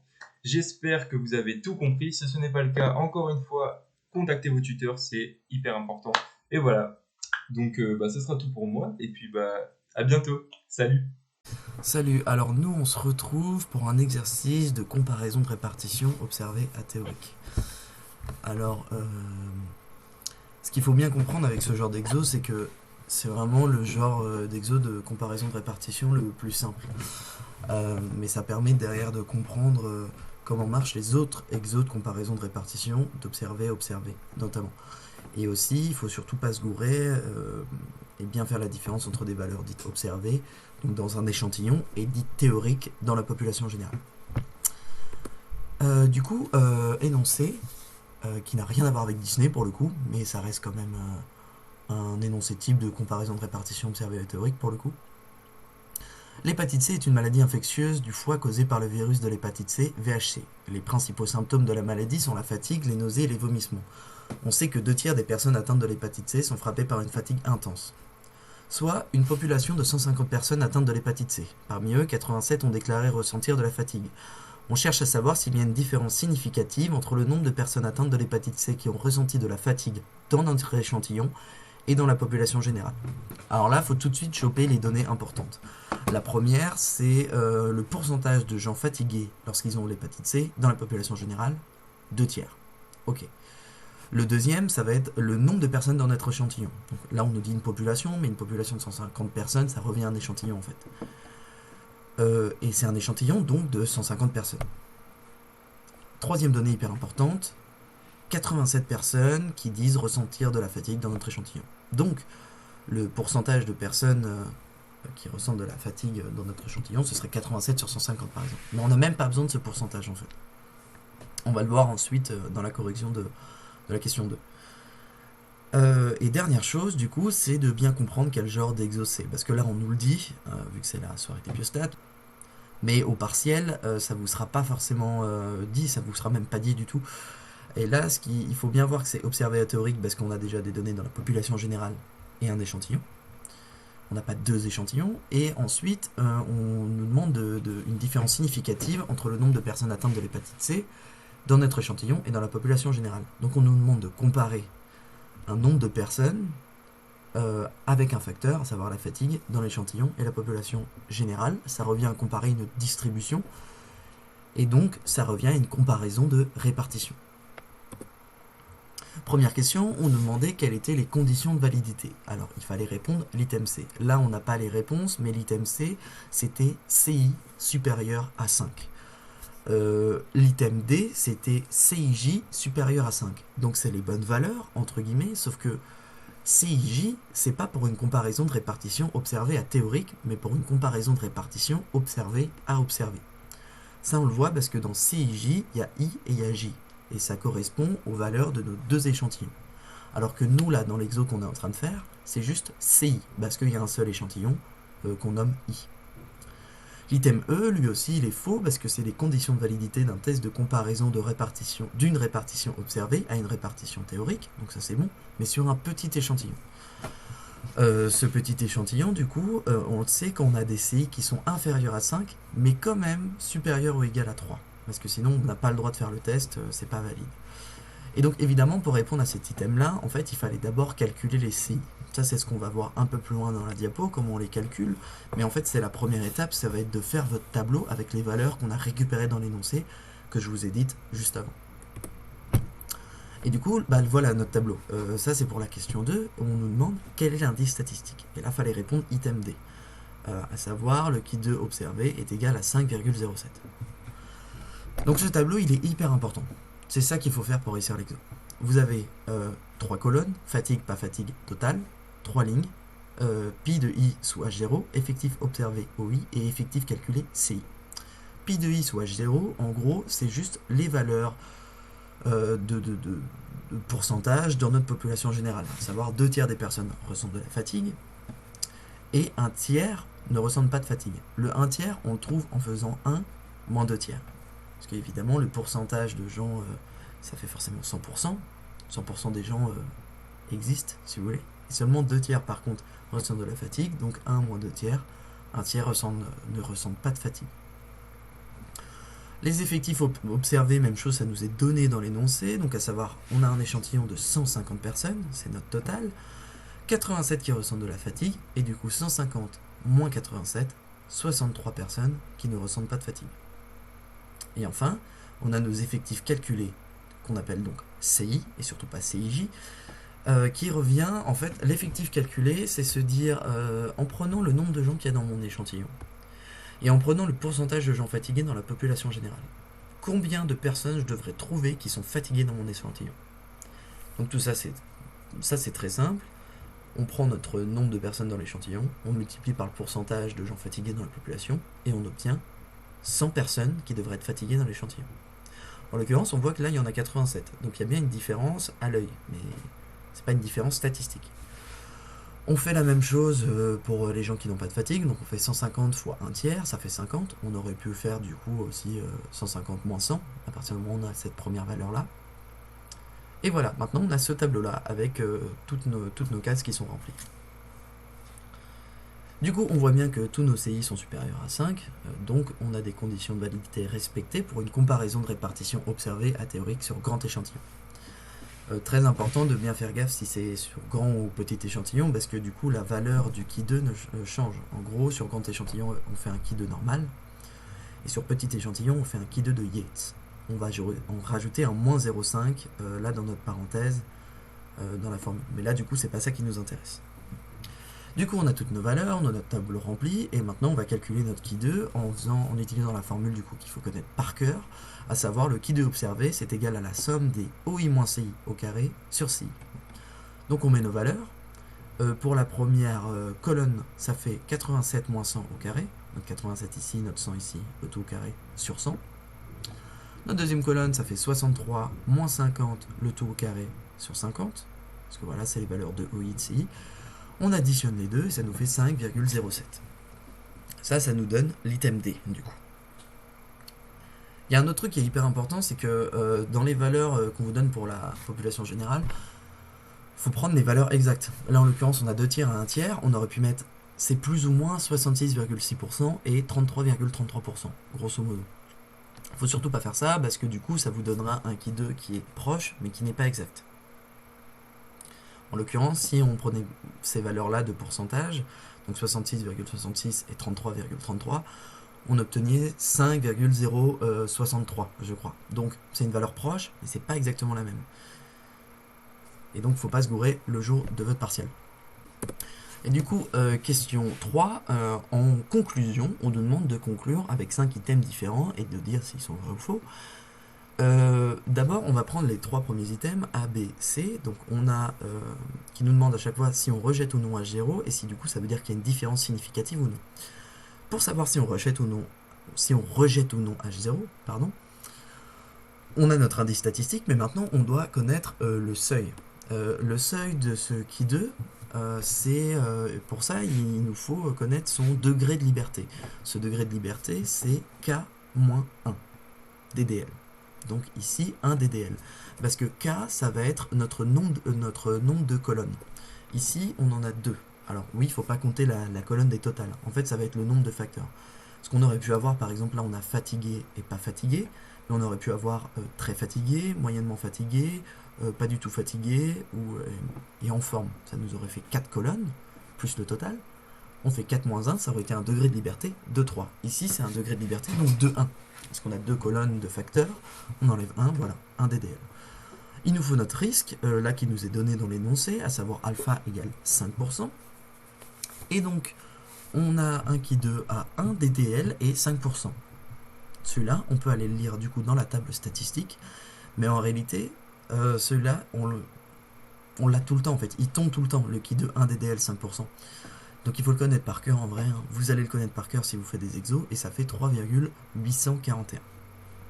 Une fois qu'on a cette valeur-là, ah oui, et du coup pour lire la valeur, pardon, dans la table statistique, vous avez sur la colonne tout à gauche, vous avez les DDL. Donc vous prenez votre DDL, 1, 2, 3 ou 4, etc. Et ensuite, dans la première ligne, vous avez les valeurs de alpha. Et donc il faut bien prendre 0,05 pardon, pour 5%. Du coup, on obtient, oui, donc un qui de 3,841. Et maintenant, on compare notre indice statistique avec notre valeur seuil. En l'occurrence, on se rend compte que notre qui 2 observé, il est supérieur à notre valeur seuil. Si l'indice statistique est supérieur à la valeur seuil, ça veut dire qu'on rejette H0. A l'inverse, si notre indice statistique avait été inférieur à la valeur seuil, on n'aurait pas rejeté H0. Attention, on n'accepte jamais H0. Ça, c'est un truc de base en statistique. On n'accepte jamais une hypothèse. Soit on la rejette, soit on ne la rejette pas. Du coup, là, on rejette H0. Et si on rejette H0, ça veut dire qu'il y a une différence significative. Parce que H0, si on l'écrivait ou si on la disait sous la forme d'une phrase, ce serait les distributions dans notre échantillon et dans la population générale sont égales. C'est pas le cas. Enfin, du moins, on rejette H0. Donc, ça n'est pas le cas. Ça veut dire qu'il y a une différence dans les distributions entre notre échantillon et la population générale. Donc, c'était l'item A qu'il fallait cocher, à savoir on rejette H0 et il y a une différence significative. Ensuite, on nous demande de calculer, enfin, il y a un item qui nous propose un degré de signification pour P. Je vérifie, mais oui, c'est ça, c'est l'item D. Et l'item E qui nous dit que la différence n'est pas significative, donc il n'y a pas de degré de signification. Le degré de signification, ça veut dire, ça va nous donner plus ou moins la proportionnalité, ou plutôt le pourcentage de véracité, si vous voulez, de ce qu'on vient de déterminer. En l'occurrence, on a rejeté H0, et plus le degré de signification va être grand, plus ça veut dire que ce qu'on a conclu est moyennement vrai, si vous voulez. Un degré de signification très petit, ça veut dire qu'on est quasiment sûr de nous, quoi. Et donc, pour lire un degré de signification, c'est P, c'est égal à la probabilité que un qui 2 soit supérieur au qui 2 qu'on vient de calculer, donc notre qui 2 observé. Donc, autrement dit, c'est la probabilité que notre qui 2 soit supérieur à 5,07 dans l'exo là. Alors, comme c'est dit dans le diapo, on ne trouve pas exactement cette valeur dans le tableau du qui 2 à la ligne 1 DDL. Oui, parce que du coup, notre degré de signification, on va le chercher dans la ligne du même DDL que notre exo, évidemment. Donc on prend une seule ligne, en l'occurrence celle de 1 DDL. On regarde toutes les valeurs, donc 0,00, 0,00, ok, 0,001, bon, des valeurs très petites qui ne correspondent pas à 5,7, on remonte à 5,024, c'est pas tout à fait ça, donc il faut monter encore, 6,635. Ok, donc on n'a pas la valeur 5,07 dans notre tableau statistique à la ligne 1 DDL. Du coup, ce qu'on va faire, c'est qu'on va prendre la valeur inférieure. En l'occurrence, la valeur inférieure pour notre probabilité, ça va être 0,01. Du coup. Pourquoi parce que, du coup, notre valeur de qui 2 observé, 5,07, elle est comprise entre deux valeurs du tableau, à savoir 5,024, qui correspond à une probabilité de 0,025, et 5,07 est compris entre l'autre probabilité, 6,635, qui vaut pour une probabilité de 0,01. Oui, je viens de dire, pardon, je suis en train de me rendre compte, je viens de dire probabilité, non, c'est des valeurs, du coup. Voilà. Donc, en gros, notre qui 2 observé, il se trouve entre ces deux valeurs-là, ce que je montre avec ma souris, ce que vous montre la flèche rouge. Du coup, ça veut dire que notre probabilité, donc notre degré de signification, il va être entre 0,025 et 0,01. Sauf que nous, on ne l'écrit pas sur la forme d'un intervalle, on va juste se dire qu'on va prendre la valeur la plus petite, parce que comme ça, on est sûr de ne pas se gourer. Et donc, la valeur inférieure, ici, c'est 0,01, et du coup, on va dire que notre degré de signification vaut 0,01. Donc, l'item D est vrai. Il y a un truc auquel il faut faire gaffe, évidemment, c'est qu'à chaque fois, vous voyez, les probabilités, elles sont de plus en plus petites. Par contre, les valeurs sont de plus en plus grandes. Ok? Donc, il ne faut pas prendre la valeur la plus petite. En fait, à l'inverse, il faudrait prendre la valeur la plus grande, qui correspond donc à la probabilité la plus petite. Voilà. Et du coup, c'est fini pour cet exo de comparaison de répartition observée et théorique. J'espère que j'ai été assez clair, que ça a pu vous aider. Et puis, bah voilà, bon courage pour le confinement et puis pour la suite de vos révisions. Salut! Alors, bonjour à toutes et à tous. Petit exo sur les erreurs statistiques. Voilà. Les erreurs statistiques, c'est quelque chose qui est assez compliqué à comprendre et surtout à refaire dans des exos. Donc, soyez bien attentifs et essayez de comprendre. Si vous retenez pas tout du premier coup, c'est normal. Mais essayez au moins de comprendre l'exo et puis la manière dont on résout et dont on calcule des erreurs statistiques. Alors, soucieux de rétablir l'égalité, Robin des Bois se demande si la fortune de la cour du prince Jean est encore, malgré son action, significativement supérieure à la moyenne des habitants de Nottingham. Il mène une enquête chez 35 courtisans et calcule un capital moyen de 70 livres pour un écart type de 13 livres. Par ailleurs, il sait qu'en moyenne, les habitants de Nottingham possèdent un pécule de 67 livres. Il conclut alors que les courtisans ne sont pas significativement plus riches que la moyenne des habitants et que son action porte donc ses fruits. Quelques jours plus tard, dans un pub, un banquier lui avoue après quelques verres que la fortune totale de la cour s'élève en réalité à 8 541 livres. Il lui apprend également que les 117 courtisans du prince cachent de l'argent en Suisse pour échapper au vol régulier du justicier. On prend un risque alpha égal à 5%. Bon, la plupart du temps, ça sera un risque alpha égal à 5%. Et si c'est pas précisé, il faut partir du principe que le risque alpha est égal à 5%. Donc, alors, question 1. De quel type d'erreur s'agit-il ?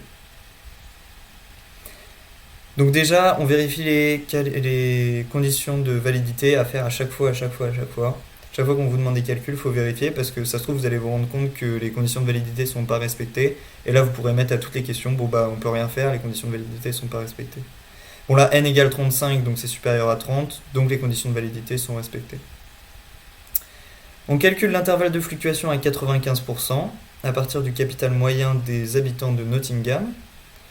Donc, toujours une erreur, on va faire l'intervalle de fluctuation à partir de la population. Donc là, c'est le capital moyen des habitants de Nottingham. Donc, on applique la formule. Mu plus ou moins 1,96 fois S sur racine de n. Donc, mu, on nous dit que c'est égal à 67. C'est noté dans l'énoncé. Donc voilà, c'est la moyenne sur la population. Plus ou moins 1,96, donc là c'est l'écart, c'est le seuil en gros pour 95%, ça va être 1,96 pour les grands échantillons. Donc fois 13 qui est l'écart type, qui est donné dans l'énoncé, sur racine de 35, c'est le nombre de l'effectif de l'échantillon. Donc c'est égal à 62,7, un intervalle entre 62,7 et 71,3. Alors, on voit que m égale 70, et donc m égale 70 appartient effectivement à cet intervalle.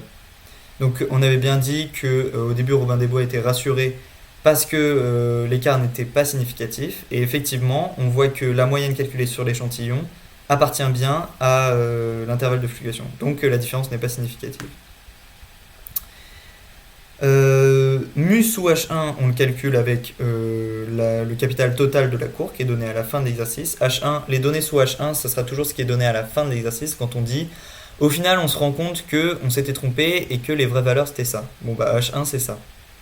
Donc on a le capital total de la cour qui est de 8 541 livres divisé par 117 courtisans. Donc ça fait 73. Et on voit que 73 n'appartient pas à l'intervalle de fluctuation. Donc on a finalement une différence qui est significative sous H1. Donc il s'agit d'une erreur de type bêta, car on n'a pas rejeté H0 alors qu'elle était fausse. Ok, question 2. Quelle est la valeur de cette erreur? Bêta, donc c'est une erreur bêta, on vient de le voir, c'est égal à la probabilité que M, donc la moyenne calculée sur l'échantillon, soit comprise dans l'intervalle sous H1. C'est-à-dire que on va regarder sous H1 quelle est la probabilité que M soit compris dans l'intervalle, parce que le M qu'on a trouvé, il était bien compris dans l'intervalle, bien que H1 soit différent de H0. Donc ça, c'est une logique à avoir, comprendre qu'on va chercher la probabilité d'avoir fait cette erreur, et à chaque fois sous H1. Pour toutes les erreurs, ça va être ça. Donc là, pour l'erreur bêta, l'erreur qu'on a faite, c'était d'inclure la moyenne dans l'intervalle. Donc on va faire la probabilité que la moyenne sur l'échantillon soit inclue dans l'intervalle sous H1. Dans votre cours, vous avez, dans le poly, vous avez un petit dessin qui peut vous aider à comprendre ça avec des dessins de courbes de Gauss. Ça peut vous aider à comprendre ça. Ensuite, le calcul, vous l'avez vu uniquement en TD. Donc s'il n'est pas dans les polys, c'est normal, il faut que vous ressortiez vos TD, ou alors vous ressortez des exercices du tutorat, d'ARMA, ou même cet exercice-là, si vous voulez vous entraîner à faire des calculs d'erreurs. Donc, la formule, on fait un changement de variable, c'est-à-dire que là on passe de M à Z, parce qu'on va centrer réduire la loi normale. C'est-à-dire qu'on sait qu'on est dans une loi normale, parce qu'on est sur un grand échantillon, mais les tables qu'on a, elles nous donnent les valeurs seuil pour la loi normale centrée réduite. Donc il faut centrer réduire la loi, mais pas la centrer réduire n'importe comment, il faut la centrer réduire sous H1. Donc pour ça, on fait 62,7 moins mu sous H1, c'est-à-dire le mu qu'on nous donne à la fin, sur S sur racine de n. Donc sur sigma, quoi. S sur racine de n, ça va être sigma. Donc, et on fait pareil des deux côtés de l'intervalle. Donc ça nous donne ces valeurs-là. Hop. Et on obtient un résultat. Z est compris entre moins 4,69 et moins 0,77. Donc on change parce qu'on peut avoir que des valeurs positives et que des Z supérieurs. Dans les tables de la loi normale, c'est comme ça. Donc là, c'est un peu une petite gymnastique mentale, c'est de la logique en fait. Vous voyez que si n est entre moins 0,77 et moins 4,69, c'est exactement la même chose que s'il était entre 0,77 et 4,69. En gros, on est de l'autre côté du 0. Et donc, c'est exactement la même chose que la probabilité que z soit supérieur à 0,77 moins la probabilité que z soit supérieur à 4,69. Ça, c'est juste de la logique, il n'y a rien à connaître de particulier. Alors, on cherche ces probabilités dans les tables de la loi normale centrée réduite, dont celle des petites valeurs de alpha, parce que vous allez voir, pour 0,77, ici, on trouve 0,221. Hop. Et pour 4,69, c'est une valeur qui est vachement élevée. Donc, on va aller chercher dans la table des petites valeurs de alpha. Et là, on va trouver, juste ici, entre 4,75 et 5,20, en gros, en arrondissant. C'est là qu'on va trouver 4,69 et donc 4,69 va être, enfin alpha va être, enfin donc ici la probabilité que z soit supérieur à 4,69 va être comprise entre 10-6 et 10-7. Donc comparé à 0,221, c'est quasiment 0 en fait, hein, donc c'est complètement négligeable. Donc bêta est environ égal à 0,221. Moins 0, donc 0,221. Hop. Donner la définition de chaque type d'erreur. Alpha, c'est la probabilité de rejeter H0 à tort. On se rappelle que c'est quand on est à l'extérieur de l'intervalle, alors que sous H1, on est bien sous l'intervalle. Enfin, alors qu'on est bien sous H1, en fait. Si on dessine les courbes, si vous reprenez vos courbes du poly, vous allez voir que vous êtes à l'intérieur de l'intervalle calculé sous H0, mais que vous êtes bien sous la courbe H1. Bêta, c'est la probabilité de ne pas rejeter H0 alors qu'elle est fausse, donc c'est ce qu'on vient de calculer. C'est-à-dire qu'on a vu qu'on était dans l'intervalle, mais que finalement, on n'était pas sous H1. Enfin, on n'était pas dans l'intervalle sous H1.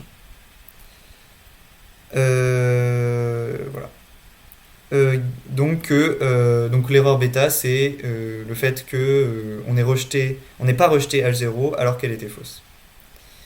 Et enfin, l'erreur gamma, c'est la probabilité de rejeter H0 alors qu'elle est effectivement fausse, mais de conclure dans le mauvais sens. C'est-à-dire que là, on va avoir un premier intervalle de fluctuation et on va voir qu'on est en dehors de cet intervalle de fluctuation, donc la différence est significative. Sauf que on va voir que on est à partir des données de l'échantillon, on est en dessous, par exemple, en dessous de l'intervalle de fluctuation, alors qu'avec les valeurs qu'on nous donne à la fin sous H1, on voit qu'on est au-dessus de l'intervalle de fluctuation. Donc c'est ça l'erreur gamma. C'est-à-dire qu'on a bien rejeté H0, mais par contre, on s'est trompé et on a conclu dans le mauvais sens. Voilà, c'est fini. Vous pouvez souffler. Voilà, les erreurs statistiques, c'est une notion qui est assez compliquée à comprendre et surtout à refaire en exercice. Donc voilà, n'hésitez pas à noter le timecode de cet exercice-là parce que c'est très probable que pour l'instant vous compreniez, mais dans 2 jours vous ayez complètement oublié. Donc au moins, cette vidéo-là, ça vous donne une explication d'un exercice type de calcul d'erreur bêta. Ensuite, l'erreur gamma, c'est exactement... L'erreur alpha, ça sera toujours égal à 5%, si bien sûr le risque alpha est égal à 5%. Et l'erreur gamma, c'est exactement le même fonctionnement, c'est juste que plutôt que d'être dans l'intervalle, on va être en dehors de l'intervalle, et donc on va calculer pour éviter que z soit inférieur ou supérieur à une des bornes de l'intervalle. Mais c'est exactement le même principe, donc si vous comprenez l'erreur bêta, c'est vraiment l'erreur la plus complexe. Donc si vous comprenez ça, vous avez tout compris. Et si vous oubliez dans 2 jours, revenez voir cette vidéo et comme ça, voilà, vous le remettez en tête. Et puis je vous conseille de faire pas mal d'exercices, même si c'est une notion qui tombe assez rarement. Je vous conseille de vous entraîner quand même à faire quelques exercices. Et si vous avez une question là-dessus et que vous savez que vous galérez à gérer et à bien comprendre ça, et bah gardez la question pour la fin et faites-la à la fin, comme ça, voilà, vous perdez pas de temps et voilà. Voilà, donc merci d'avoir suivi cet exo et puis bon courage pour le confinement. On pense à vous et puis on vous lâche pas. Voilà, bon courage. Alors, on va faire un cours sur les comparaisons de moyenne et de répartition. Donc déjà, les comparaisons de moyenne. Quand on va comparer 2 moyennes, ça veut dire qu'on compare en fait les moyennes, par exemple de taille ou d'âge, etc., sur 2 groupes différents. Donc, on avait déjà vu les comparaisons de moyenne observées à théorique, donc la population par rapport à un échantillon. Mais là, cette fois-ci, ça va être des comparaisons de moyenne sur 2 échantillons qui sont indépendants ou alors à parier.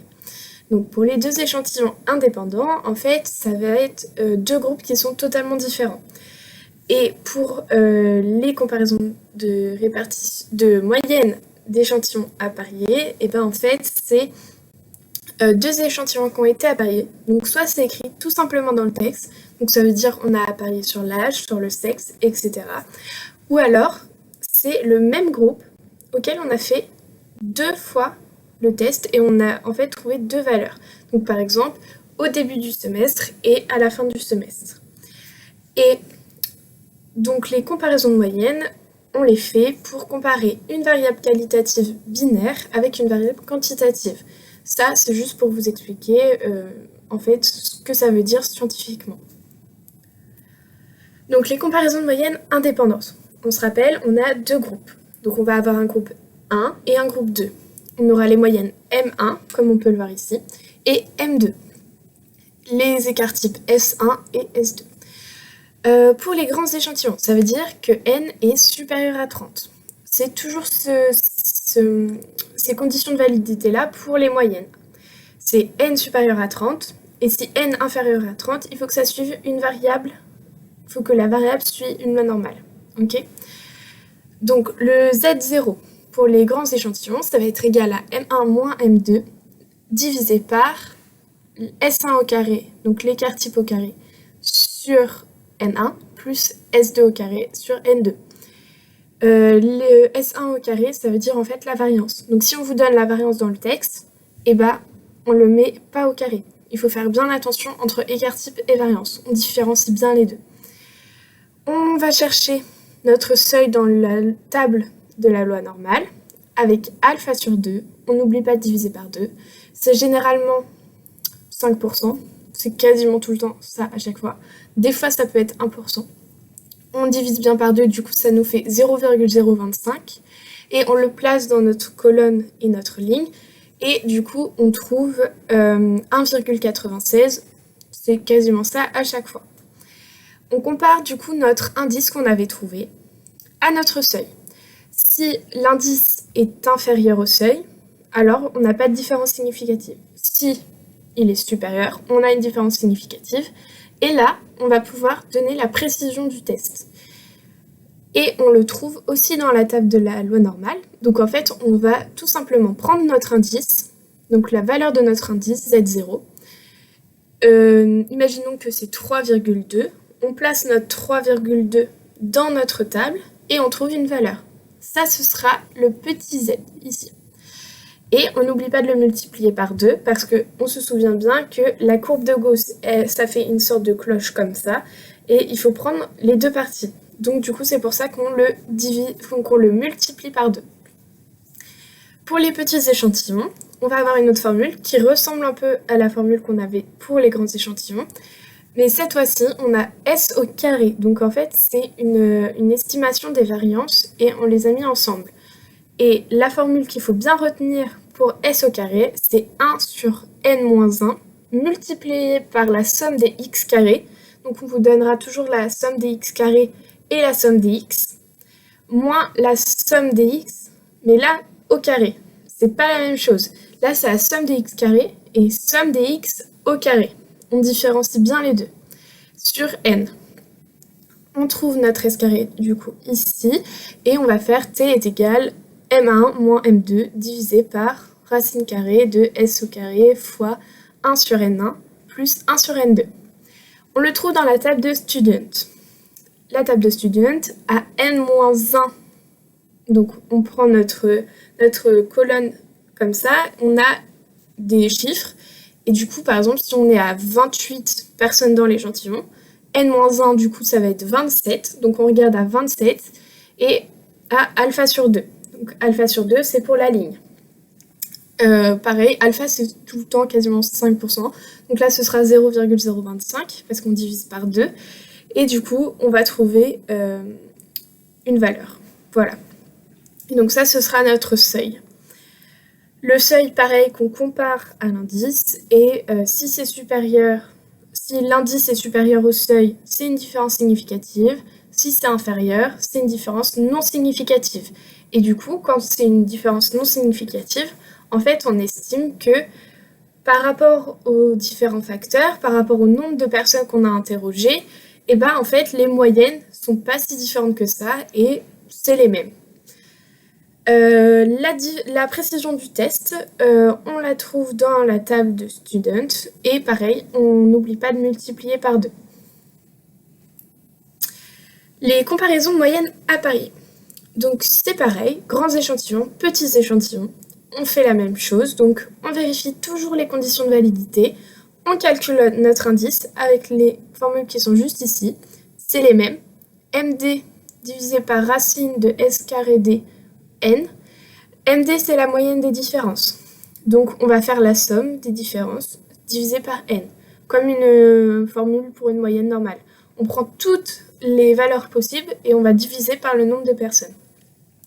Et enfin, pour S au carré D, donc la variance des différences, et ben en fait, c'est la même formule que tout à l'heure, sauf qu'on a remplacé x par d.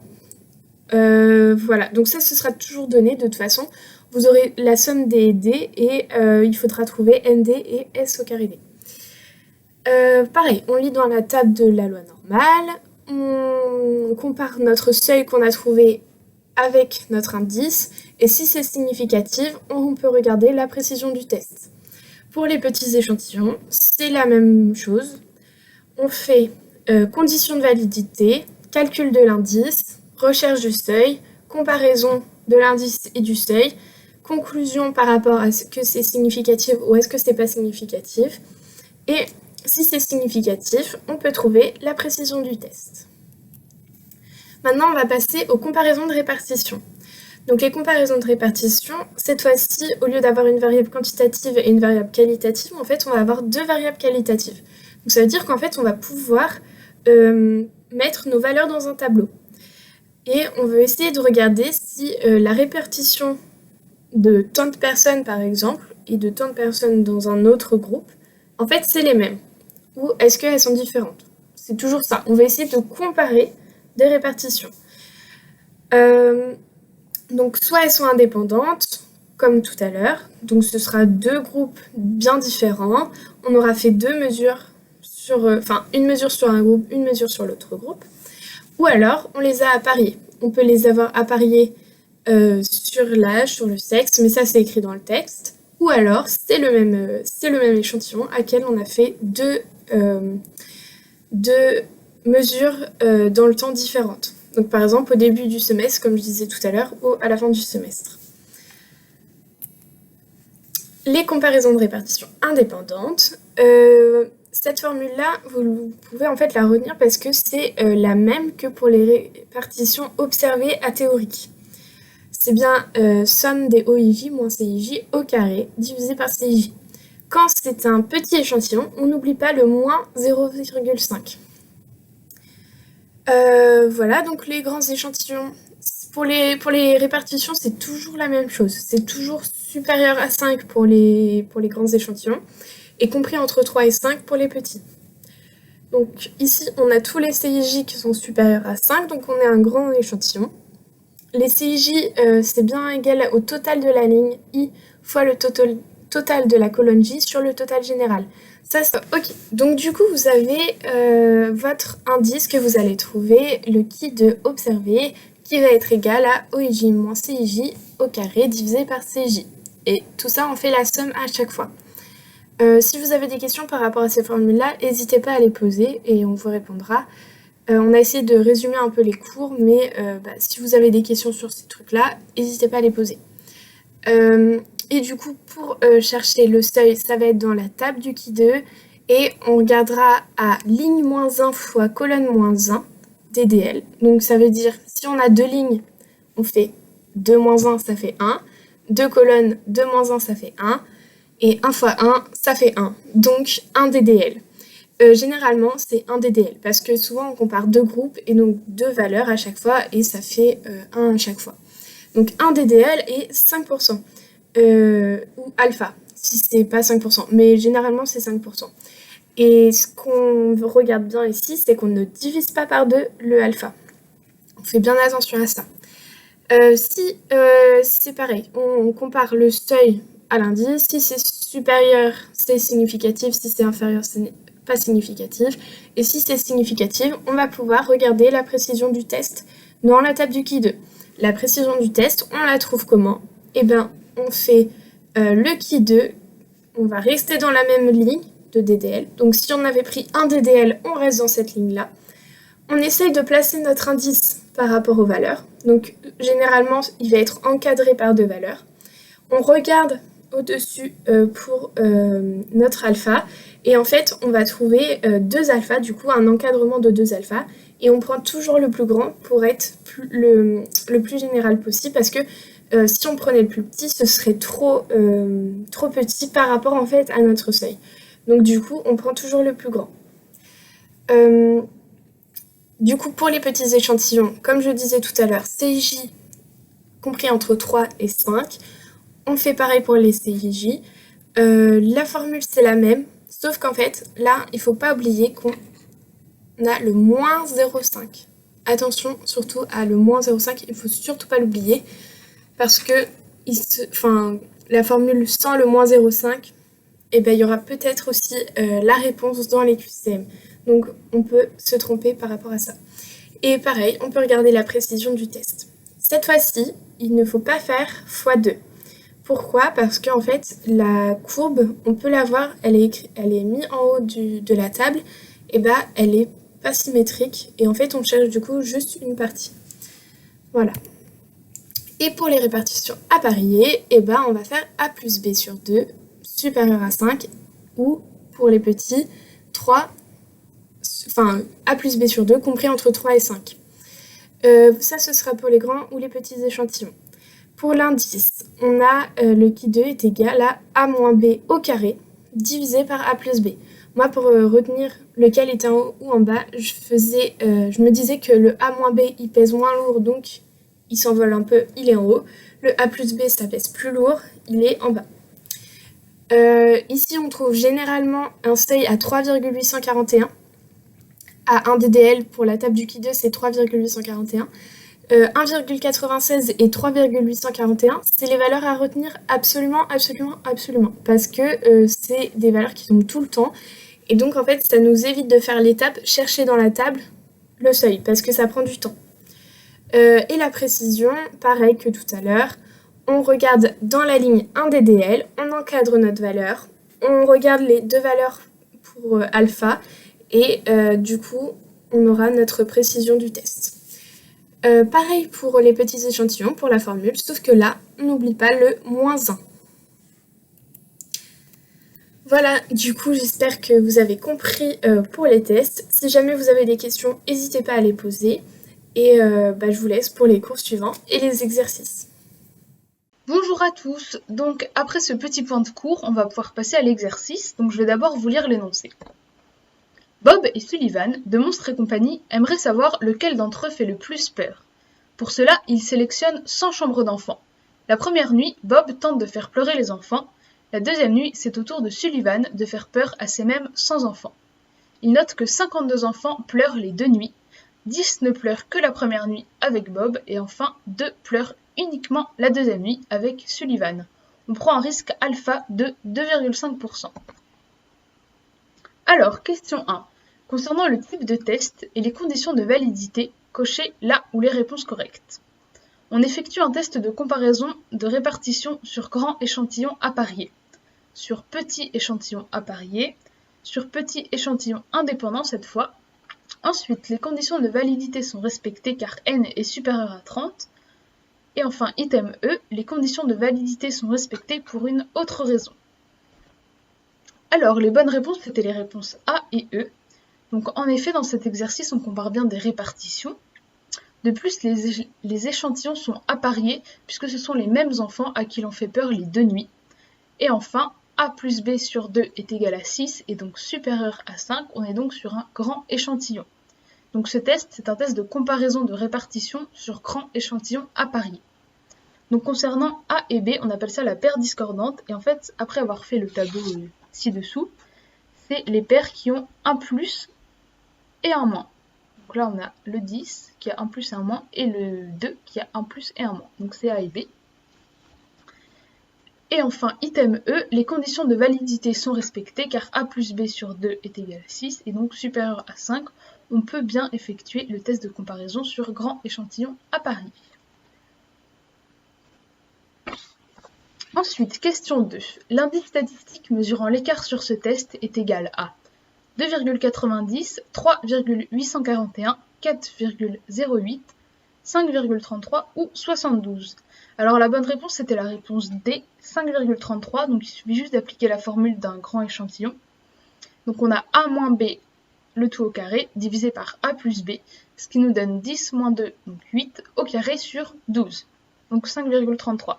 Alors il faut savoir que si vous avez trouvé 2,90, c'est que vous n'avez pas pris les bonnes valeurs A et B, vous avez pris les valeurs 52 et 36, donc ça c'est pas A et B. Pour 3,841, ça correspond à la valeur seuil pour un alpha de 5%. Ensuite, si vous avez trouvé 4,08, c'est que vous avez pris la formule d'un petit échantillon, donc là on est bien sur un grand échantillon, donc c'est-à-dire la valeur absolue de A moins B, moins 1, le tout au carré divisé par A plus B.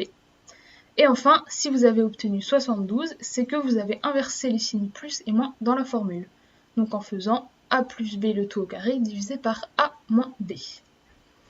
Donc on peut passer à la question 3. Quelles sont là où les propositions correctes? La valeur seuil du test est égale à 3,841. La valeur seuil du test est égale à 5,024. La différence est significative à P supérieur à 0,010 ou P supérieur à 0,025. Ou enfin, item E, la différence est non significative. Alors, il fallait cocher les réponses B et C. Donc, pour l'item C, La valeur du seuil, elle est bien égale à 5,024. On la lit dans la table du qui 2 à DDL égale 1 et on fait bien attention de prendre alpha égale 2,5% et non 5% parce que c'est précisé dans l'énoncé. Ensuite pour l'item C, pour trouver P, on cherche l'indice calculé dans la table du qui 2 à DDL égale 1. Donc l'indice calculé c'est celui qu'on a calculé juste avant, donc le 5,33. Et donc on va essayer de le placer dans la table du qui 2. On remarque qu'il est placé entre 5,024 et 6,635 et les alphas correspondant à 5,024 et 6,635 c'est 0,025 et 0,010. Donc P est bien compris entre ces deux valeurs et donc la différence est significative à P supérieur à 0,010. Et enfin, dernière question. En conclusion, on accepte HO car il n'y a pas de différence significative. On rejette HO et il y a une différence significative. On ne rejette pas HO. Item D, Sullivan fait plus peur que Bob ou Bob fait plus peur que Sullivan. Et donc les bonnes réponses, c'était les réponses B et E. Donc on rejette HO car 5,33 est supérieur à 5,024. Donc l'indice est supérieur au seuil, on rejette HO. Ensuite, item E, on rejette HO, ainsi un des monstres fait plus peur que l'autre. On remarque que Bob fait pleurer 10 enfants et Sullivan en fait pleurer seulement 2. Donc Bob fait plus peur que Sullivan. Et voilà, c'est terminé. Bon courage!